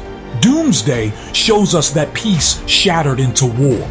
And when the dust settles, the survivors, Avengers, X-Men, Fantastic Four, Loki, Deadpool, Wolverine will stand together not because they want to, but because they have to. Doom's defeat, if it comes, won't be total. He'll linger, a shadow across the multiverse. But his rise will forever change how we view Endgame. Because what looked like a happy ending was actually the birth of Marvel's darkest chapter. And when the MCU looks back, they'll see the truth. Endgame wasn't the finale. It was the spark. Doomsday is the fire. And that's where this theory lands. Captain America altering the timeline. Loki's death and variant arc. Deadpool and Wolverine tearing open the void. The X-Men and Fantastic Four stepping into the MCU, and Doctor Doom rising from the cracks. All of it connects directly back to Endgame. What we thought was closure was actually the trigger. What we thought was peace was actually the setup for collapse. And what we thought was the end of an era was actually the beginning of Doomsday. When we think about the trajectory of the MCU after Endgame, it's tempting to believe the next big climax would naturally mirror Thanos. But here's where I think Marvel's storytellers are being far more ambitious. Thanos was a tyrant obsessed with balance, a villain who actually believed he was serving a purpose greater than himself. But Doom? He's a whole different beast. Victor Von Doom isn't just another conqueror. He's a character designed to blur the line between savior and monster. A man with enough intelligence to rival Reed Richards, enough mystical mastery to challenge Strange, and enough ambition to stare straight into the face of God and say, I can do it better. When you set someone like that against the crumbling order of the multiverse, incursions smashing realities into each other, chaos unraveling the timeline, it sets the perfect stage for Doom to rise, not as a temporary adversary, but as the inevitable ruler of what comes after everything falls apart. To lay the groundwork for my theory, let's start where the current MCU has left us. We've been seeing the cracks spread. Loki showed us that time itself is fragile, fractured into infinite branches that can collapse at any moment. Doctor Strange, in the multiverse of madness, introduced incursions as catastrophic collisions between universes, and the Council of Kangs in Quantumania revealed just how uncontainable the multiversal problem really is. All of this isn't random. Marvel has been constructing a slow burn toward a moment when all worlds, all timelines, all variations of reality will collide. And in the middle of this storm, a figure like Doom isn't just logical, he's inevitable. Because unlike Kang, who fragments into countless versions of himself, Doom thrives as a singular entity. He doesn't divide. He conquers. He consolidates. He unites power under one iron will. That's why when the Avengers eventually face their doomsday, it won't just be about stopping another warlord. It will be about resisting the total reordering of reality under Doom's hand. What makes Doom so terrifying as the central villain is not just his power, but his perspective. Imagine this. Incursions begin to escalate. Earth after Earth is wiped out. Heroes we've known and loved are erased before our eyes. The multiverse stops being a playground of infinite possibilities and turns into a ticking bomb. In that chaos, Doom could step forward as the one voice claiming he has the answer. And the thing is, he wouldn't be lying. Doom's history in the comics proves this. During Jonathan Hickman's legendary Secret Wars run, it was Doom, not Reed, not Tony, not Strange, who took on the Beyonders, seized their power, and constructed Battleworld, a patchwork reality where fragments of dying universes were stitched together. For a time, he literally held the title of God Emperor. That's not a fan nickname, that's canon. And it worked, at least in the sense that existence continued. The question wasn't whether Doom could save reality, but whether anyone should let him. That moral paradox is exactly what makes him the perfect in-game villain. He wins by doing the very thing no one else is willing to attempt. Now imagine Marvel building toward this on screen. At first, we'll likely see Kang variants presenting themselves as the greatest threat. Maybe the Avengers regroup, maybe the Fantastic Four step in, maybe even mutants start to reveal themselves. But here's the twist. I believe Doom will be the one who actually defeats Kang. Think about it. In storytelling terms, Kang is the misdirection. He's the Thanos stand-in, the figure we're led to believe is the final boss. But Doom is the card hidden up the writer's sleeve, waiting to turn the battle upside down. By having Doom dismantle Kang, or perhaps outthink him, outmaneuver him, and annihilate his council, Marvel not only subverts expectations, but also clears the board. Suddenly, all these heroes and villains we've been watching aren't fighting Kang anymore. They're fighting the man who crushed Kang and claimed the throne for himself. And that shift raises the stakes to a level the MCU hasn't dared to touch before. If you've noticed the careful setup, the breadcrumbs are already there. The same way Thanos slowly threaded his presence through Phase 1 and 2, Doom is about to seep into every corner of Phase 5 and 6, but unlike Thanos, Doom's rise doesn't need to wait until the final moments. His fingerprints could be everywhere. Whispered rumors of Latveria, shadows of his influence behind the scenes of other conflicts, maybe even alliances of convenience with desperate heroes trying to stabilize incursions. What matters is that when Doomsday arrives, it will feel like Doom has been quietly pulling strings, calculating every move, and waiting for the precise moment when the multiverse is weakest. And when that moment hits, Doom won't just step into the spotlight. He'll already be standing there, ready to claim everything. This brings me to the heart of the setup, the inevitability of Battleworld. For those unfamiliar, Battleworld isn't just another planet. It's a construct, a patchwork of realities forced together into one Frankenstein existence. Picture it. Pieces of New York stitched to fragments of Asgard. A shard of Wakanda hovering next to remnants of Deadpool's Earth. And maybe even landscapes from universes we haven't seen yet, like X-Men worlds or timelines destroyed in What If. The beauty of this concept is that it allows Marvel to bring everything together. The Fox X-Men, the Raimi Spider-Man universes, the animated branches, maybe even glimpses of universes we thought were lost. And standing over it all, Doom. Not Kang, not the Avengers, not Strange. Doom, as God Emperor, enforcing a new order because no one else could. This is the grand design, and the seeds are already planted. The incursions aren't random. They're the collapse necessary to justify Doom's rise. Here's the twist I want you to hold on to. Doom winning isn't the bad ending. It's the necessary ending. Think about it. If the multiverse is collapsing, no Avenger has the combined intellect and ruthlessness to stop it. Reed Richards might try, but he doubts himself. Strange might attempt, but he hesitates at the moral cost. Tony could have, but he's gone. Doom? Doom doesn't hesitate. Doom acts. And when reality teeters on the edge of nothingness, the man willing to seize godhood may be the only one left standing. That's what makes this Doomsday not just another Marvel showdown, but a story about the very philosophy of power. What would you rather have, chaos that destroys everything, or a tyrant who saves it by chaining it under his will? That's the paradox Marvel is leading us into. And if they're bold enough, Avengers Doomsday will end with the heroes not stopping Doom, but being forced to live in the world he creates. That's the foundation of the theory. Doom doesn't just rise because he wants to. He rises because the multiverse demands it. Kang is the distraction. Incursions are the storm. The Avengers are the resistance. And Doom? Doom is the inevitable conclusion. But this is just the beginning of the breakdown. Because the deeper we go, the more this theory connects, not just to the comics, but to the hidden architecture of the MCU itself.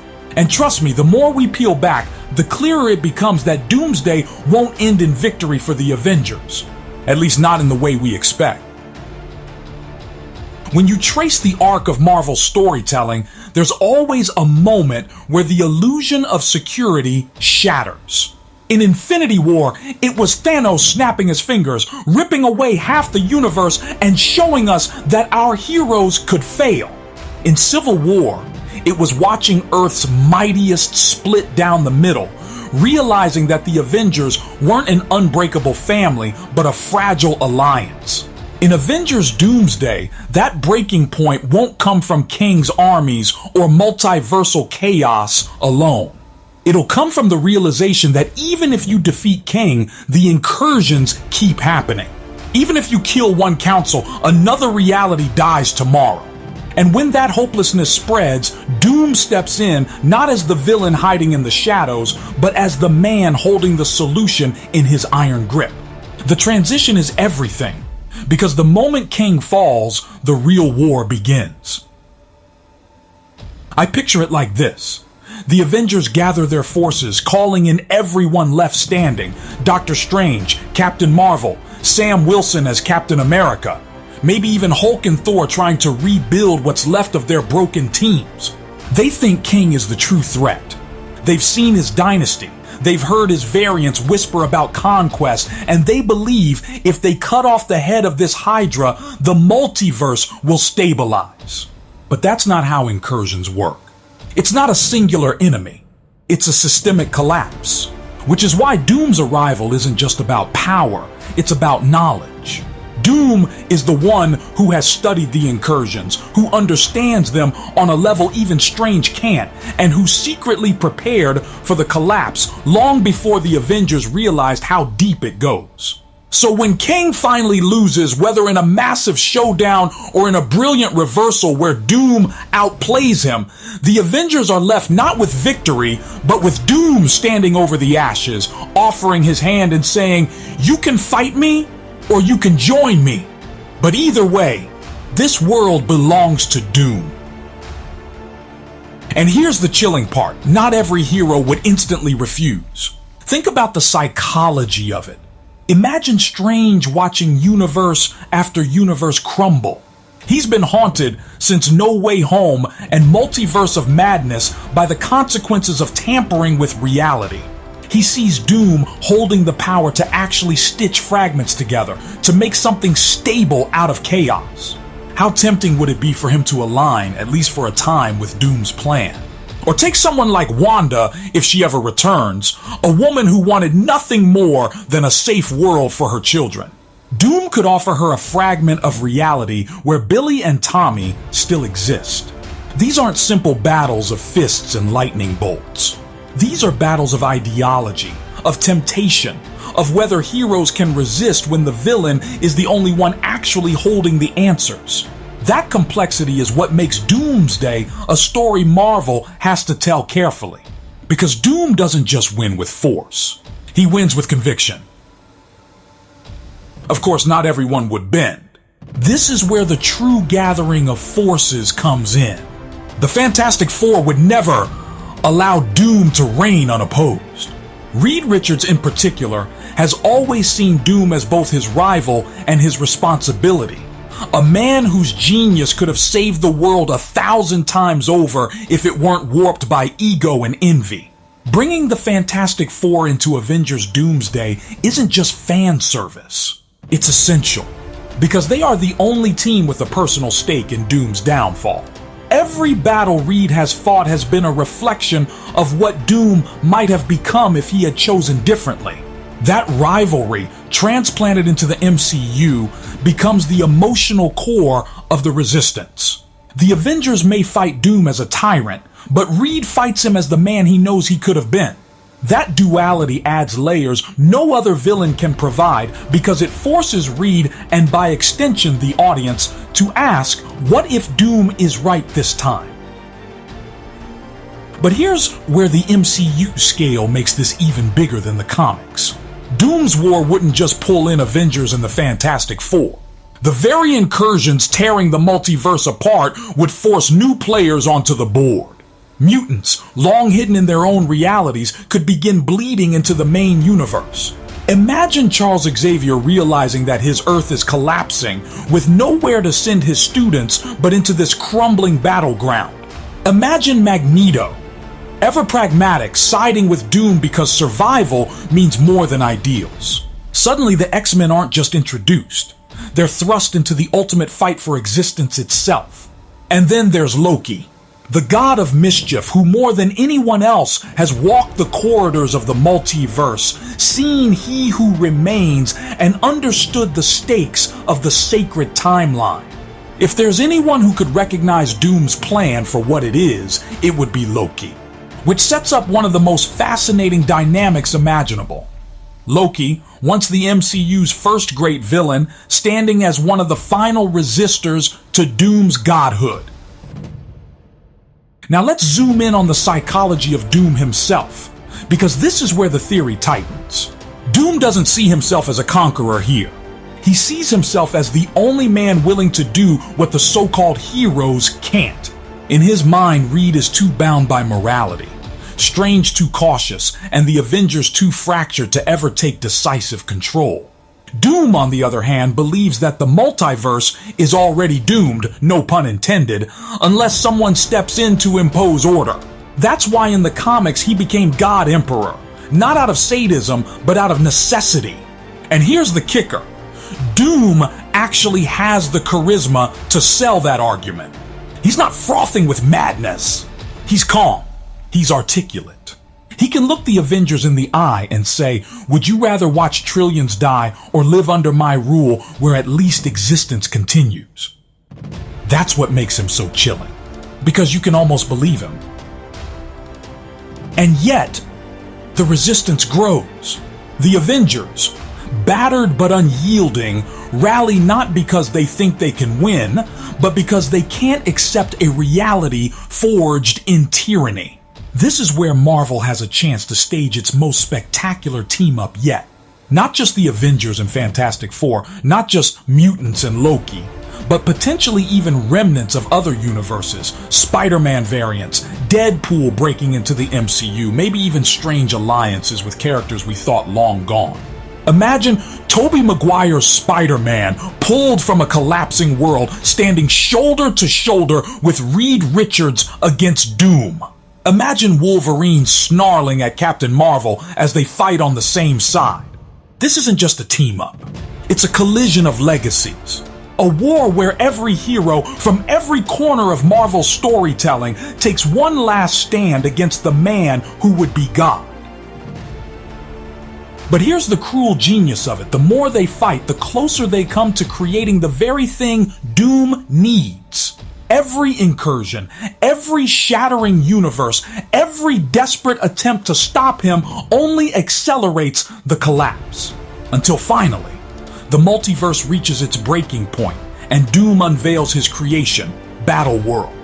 The heroes don't stop the end. They survive it, only to wake up in a stitched-together nightmare where Doom already reigns supreme. Picture that reveal. A desolate sky filled with fragments of broken Earths, stitched together into a single world. castles flying alongside skyscrapers, alien landscapes merging with Manhattan streets. The Avengers regrouping, not in victory, but in stunned silence, realizing that their battle didn't prevent the apocalypse. It delivered them straight into Doom's hands. And from here on out, the war isn't about stopping the collapse. It's about surviving in the world Doom has already claimed. And this is where the tension really begins to coil. Because the Avengers can't just charge in fists swinging. Battleworld isn't a battlefield. It's a prison. Every fragment of reality sewn together by Doom comes with its own rules, its own armies, its own loyalties. Some heroes might even turn against the Avengers, swayed by Doom's promise of stability. Mutants given land to govern. Asgardians restored in fragments of their home. Even villains given power if they kneel. Doom's brilliance lies in this. He doesn't just conquer. He bargains. He bribes. He offers just enough of what each faction wants to keep them in line, which makes the Avengers' resistance not only desperate but fragmented. Who do you trust when half your allies might already be serving Doom's throne? That paranoia, that uncertainty, is what will drive the heart of Doomsday's middle acts, not just the spectacle of war, but the slow corrosion of hope. But even in that darkness, a spark remains. The Avengers, Fantastic Four, mutants, Loki, maybe even Spider-Man, they don't fight because they know they'll win. They fight because they refuse to accept Doom's truth. They fight because resistance, even against a god, is the only thing that makes them heroes. And that's what sets the stage for the ultimate clash. Doom standing not just as the final villain, but as the final temptation. Will the heroes break under the weight of his order, or will they find some way, however small, to challenge the throne of a god? The moment Battleworld is revealed, everything changes.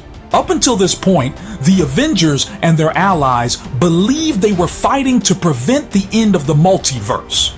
But the cruel reality hits them like a tidal wave. They didn't stop it. They only delayed it long enough for Doom to reshape it into his vision. Imagine that first shot. A world stitched together like a Frankenstein creation. Jagged seams in the sky where realities collide. Rivers flowing upward into broken fragments of mountains suspended in the air, and monuments of Doom's presence etched across the horizon.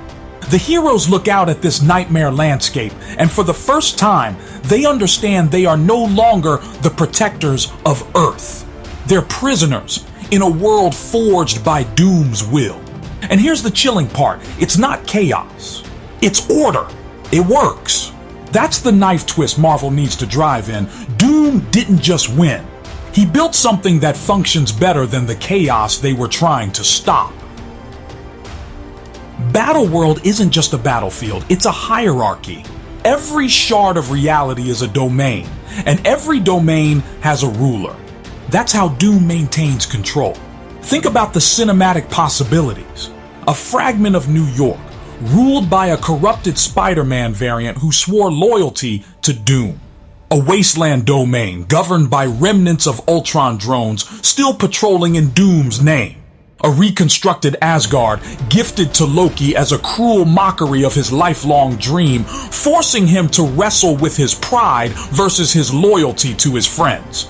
Each territory becomes a story in itself, and moving across them isn't just a physical challenge, it's a moral labyrinth. Because everywhere they go, the Avengers are faced with people who've chosen survival under Doom rather than extinction without him. And that forces our heroes to confront the hardest truth. Maybe they're the outliers. Maybe they're the ones still clinging to ideals that don't work in this new world. And this is where betrayal seeps in. Because Doom is smart enough to know that sheer force can't hold every domain in check. He doesn't need to kill every hero. He just needs to bend them. He offers temptation like a scalpel.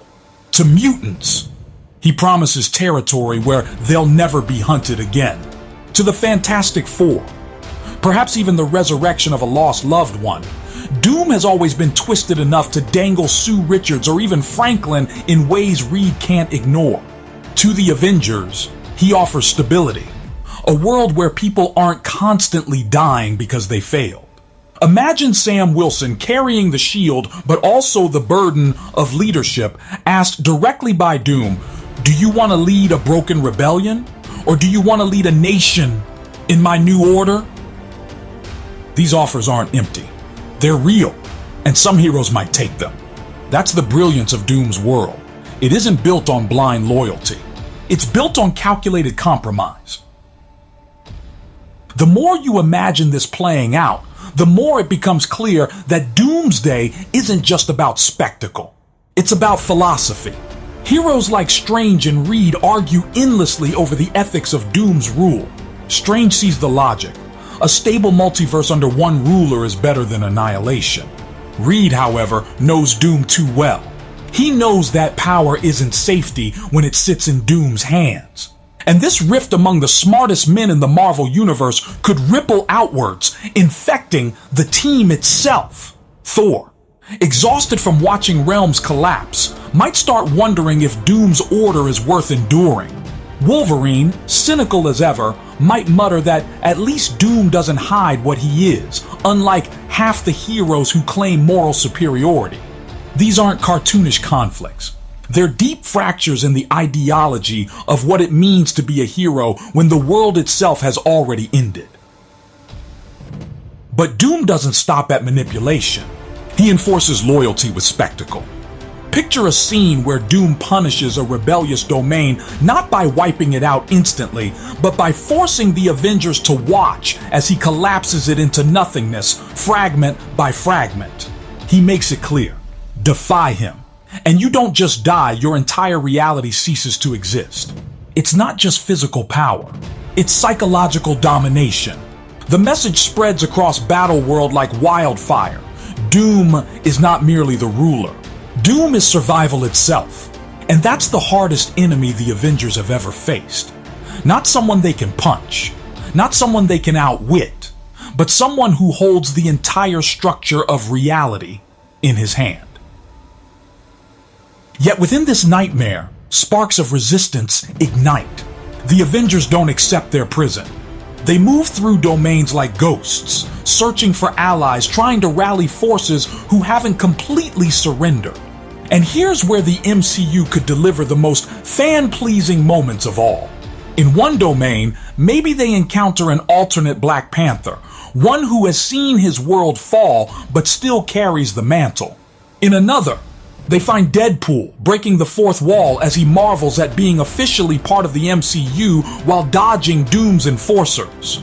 Each encounter expands the patchwork of resistance, reminding viewers that even in a world where Doom reigns, not every spark has gone out. But these sparks come at a cost. Every domain they visit tightens Doom's grip. Every ally they gain puts a bigger target on their back, and Doom is always watching, always waiting to remind them that resistance is futile. And here's the genius twist Marvel could pull. Not every betrayal is immediate. Some heroes may pretend to side with Doom just to survive, only to reveal later they were working against him all along. Imagine Loki bowing to Doom, ruling his gifted Asgard fragment with pomp and arrogance, only for us to slowly realize he's plotting a coup from within. Or picture Wanda appearing as Doom's ally, content in a shard of reality where her children exist, until the moment she realizes those children are nothing but Doom's illusions, and she turns her wrath against him. These layers of deception and revelation would keep the audience guessing, never quite sure who stands with Doom and who stands against him until the final moment of truth. Of course, at the center of it all lies Reed Richards. In the comics, Reed versus Doom is the beating heart of Secret Wars, and I think the MCU will follow that thread closely. Reed understands that the war isn't about who's stronger, it's about who defines reality. Doom defines it through fear and absolute control. Reed believes in choice, in free will, even if it means chaos. Their clash isn't just scientific, it's spiritual. And that's why I think the Fantastic Four will play a far larger role in Avengers Doomsday than casual fans expect. This isn't just an Avengers movie. It's a Convergence. And Reed, with his relentless belief that Doom cannot be allowed to rule, becomes the moral compass even when everyone else wavers. But Doom isn't careless. He knows Reed is his greatest rival. So imagine this. Doom isolates Reed, confronting him personally, not as an enemy to crush, but as a friend to persuade. He offers Reed the one thing he's always wanted, the safety of his family. Maybe even a version of Sue Richards who loves Doom instead of him. It's cruel, it's manipulative, but it's also brilliant. Because Doom knows Reed's weakness isn't arrogance, it's love. And in tempting him with the very thing Reed holds dearest, Doom proves that his dominion isn't about brute strength. It's about psychological warfare. This act, the battle world middle stretch, is where despair settles deepest. The Avengers are fragmented, trust is eroding, and Doom seems untouchable. He's not merely sitting on a throne.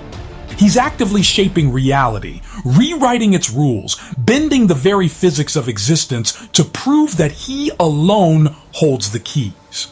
Every rebellion they spark only leads to harsher punishment, and every spark of hope seems to flicker out. But it's precisely here, in the heart of the darkness, that the seeds of Doom's downfall will be planted. Because if there's one constant in Marvel storytelling, it's that tyrants always miss one truth. The more they tighten their grip, the more stars slip through their fingers. Doom may be God Emperor, but he's still a man. And men, no matter how powerful, always leave cracks in their armor. And that's where the Avengers, fractured, broken, but still defiant, begin to search. Not for a way to punch Doom into submission, but for the one flaw in his world. The one thread they can pull to unravel his empire. That's what sets up the next act. The desperate hunt for Doom's weakness. The rising hope that maybe, just maybe, this isn't the end after all. Every great story reaches a turning point where despair begins to bend into defiance. For the Avengers in Doomsday, that shift doesn't come from a sudden surge of strength or a last-minute Deus Ex Machina. It comes from something smaller, quieter, but far more dangerous to Doom: doubt. Within his perfectly constructed battle world, whispers start to circulate. Whispers that Doom isn't infallible, that for all his control, there's a flaw buried somewhere in the patchwork of realities he rules. And it's those whispers that spark the Avengers' next move. Not a head-on assault, but a search for the cracks in the armor of a god. The hunt begins in fragments. Strange pores over the fabric of Battle World, studying the seams where universes collide. He notices irregularities, moments where the laws of reality twitch, where things don't quite line up. Reed, on the other hand, approaches it scientifically. He theorizes that Doom can't be everywhere at once, that even his godhood is sustained by some anchor of power. Loki, of course, has his own perspective, reminding them that even gods can bleed, and every throne is just a seat waiting to be pulled out from under its ruler. Together, these minds start to piece together the possibility that Doom's godhood isn't limitless. It's borrowed. It's tethered to something. And if they can find that tether, they can unravel everything he's built. But Doom isn't ignorant. He's always 2 steps ahead.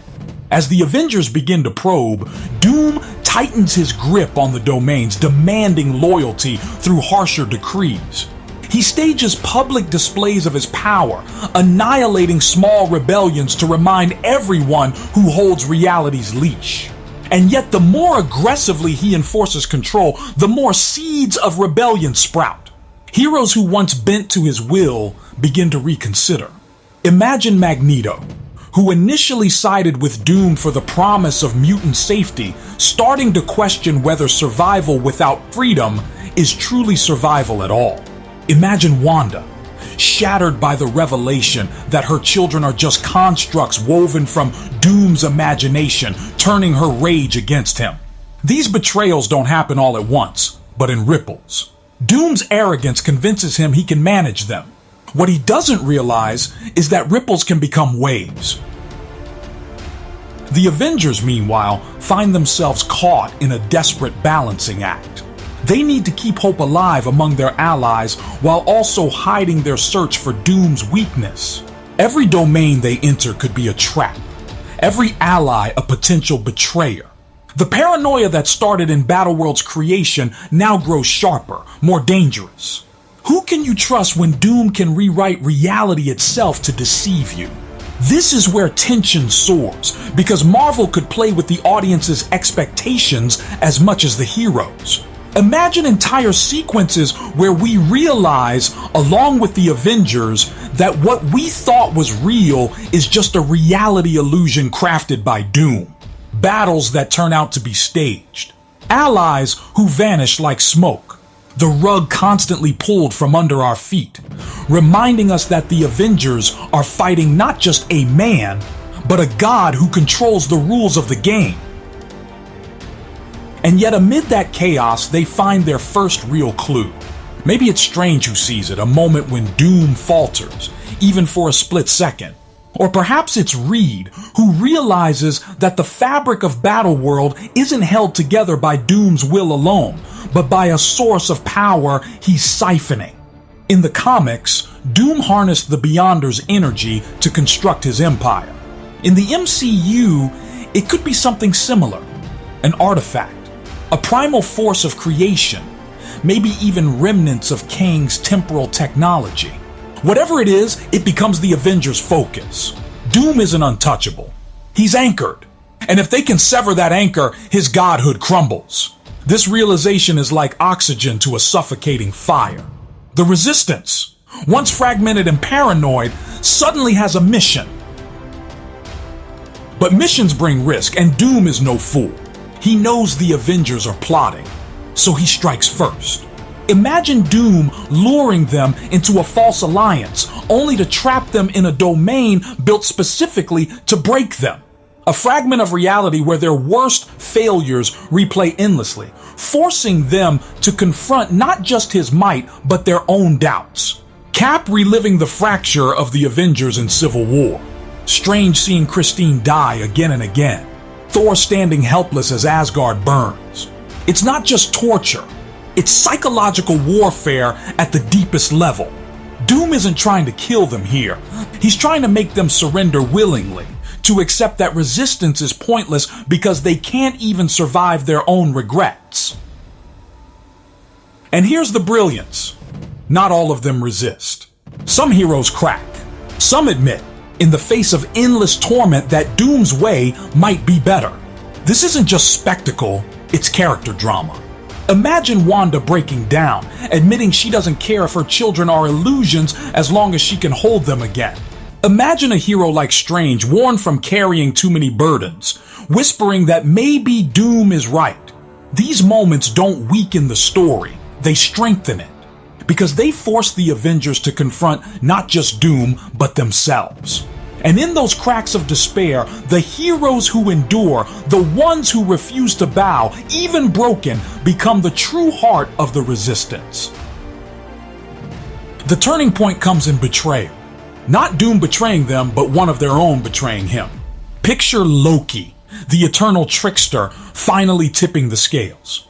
For much of Battleworld, Doom has believed Loki plays along, ruling his gifted Asgard fragment with theatrical pride.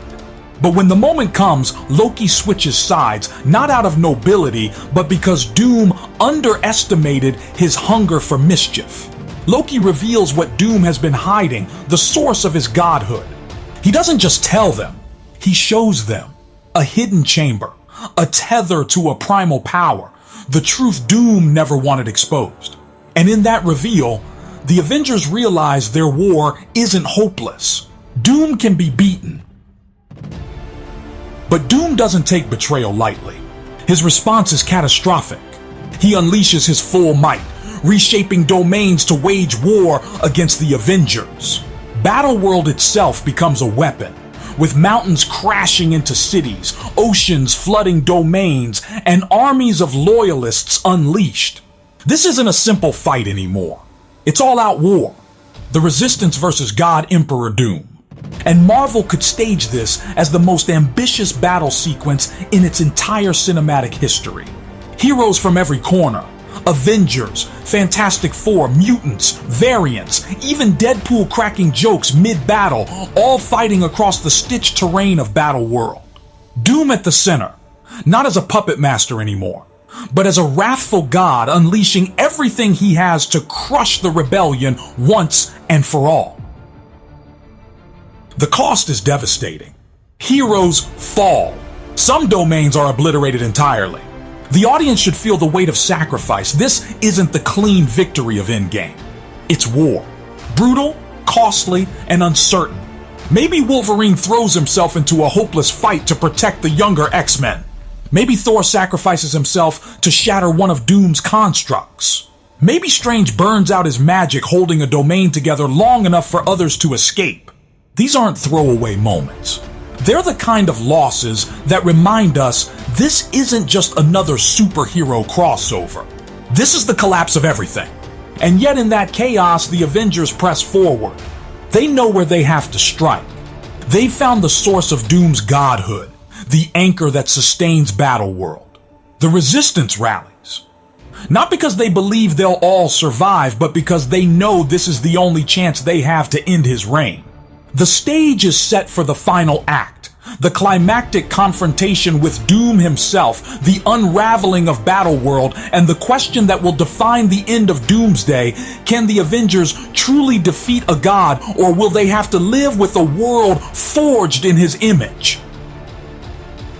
Every war has a breaking point, and on Battle World, that moment comes when the Avengers finally reach the heart of Doom's empire. After endless battles across fractured domains, after betrayals and sacrifices that cut them to the bone, they now stand at the threshold of Doom's true power, the anchor that sustains his godhood. It's not just a fortress. It's the engine of reality itself, a place where stolen energies flow, knitting Battle World together like veins through a body. The Avengers know this is their one chance. If they can sever the tether, Doom will no longer be a god. He'll just be a man. But Doom knows it too. He's been waiting for them, prepared for their rebellion. And what follows isn't just the climax of a battle. It's the reckoning between gods and mortals. The showdown begins with spectacle. Imagine Doom descending upon the battlefield. Not in armor alone, but cloaked in cosmic energy, his mask glowing with power that bends the sky itself. He doesn't simply fight, he rewrites. Blasts of energy that don't just wound but erase, rewriting matter out of existence. Heroes swing and strike only to see their weapons dissolve mid-air. This isn't combat on equal footing. It's mortals throwing themselves at a god who controls the rules of the fight. And yet they charge anyway. Thor, battered but unyielding, hurls himself into the storm. Wolverine claws out, carves his way through Doom's constructs. Spider-Man swings across collapsing debris, refusing to give up even when every punch feels like throwing pebbles at a mountain. Each hero fights not because they believe they can win, but because they know they must try. At the center of it all is Reed Richards. Doom taunts him endlessly, reminding him of their shared history, their rivalry, their mirrored brilliance. You could have stood beside me. Doom sneers. You could have ruled with me. But Reed refuses, because he knows that ruling isn't the same as saving. Their battle isn't just fists and blasts. It's a duel of ideologies, a clash of wills that reverberates through every hero still standing. Reed represents the belief in flawed humanity, in freedom, no matter the cost. Doom embodies order through tyranny, salvation through absolute control. And in their conflict, the fate of Battle World itself trembles. But the Avengers have one edge. They know Doom's weakness now. Strange channels every ounce of his magic to attack the tether directly, while Wanda unleashes her chaos energy to destabilize Doom's constructs. Loki, ever the trickster, uses deception to draw Doom's attention away, buying precious seconds. Every hero plays their part, and for the first time, Doom falters. His godhood flickers. Cracks appear in his cosmic armor. The Avengers seize the moment, driving forward with everything they have left. For a heartbeat, victory feels possible. And then Doom reminds them why he's the greatest villain Marvel has ever created. In his fury, he lashes out, not with precision, but with devastation. The battlefield becomes a massacre. Entire domains crumble as Doom unleashes power unchecked, obliterating allies in a storm of destruction. Heroes fall. Maybe Magneto, realizing too late that siding with Doom was a mistake, sacrifices himself to shield younger mutants. Maybe Captain Marvel takes the full force of Doom's blast, disappearing in a blinding flash that leaves the sky scarred. These aren't side casualties. They're gut punches, losses that shake the resistance to its core. The message is clear. If Doom is going down, he's taking everyone with him. Still, the Avengers push forward. They reach the tether, that singular source of Doom's power. And here comes the cruelest moment of all. To sever it, someone has to stay behind. Someone has to sacrifice themselves to hold the line long enough for the others to finish the job. This is Marvel's chance to deliver its most devastating farewell since Tony's snap in Endgame. Maybe it's Thor, roaring with defiance as he channels every last ounce of thunder to hold Doom back. Maybe it's Strange, accepting that his story has always been about protecting reality, even at the cost of his own. Whoever it is, their sacrifice buys the Avengers the seconds they need. Reed and Wanda strike together, shattering the tether. Doom's godhood collapses in a blinding explosion of light. For a moment, silence. The battlefield hangs suspended, the Avengers standing amid ruin, breathing ragged, barely alive. Doom staggers, no longer a god, but still a man of terrifying will. He rages, clawing at the fragments of power slipping through his fingers. And here's where Marvel could twist the knife. Even stripped of godhood, Doom refuses to lose. He declares that if he cannot rule Battleworld, no one will.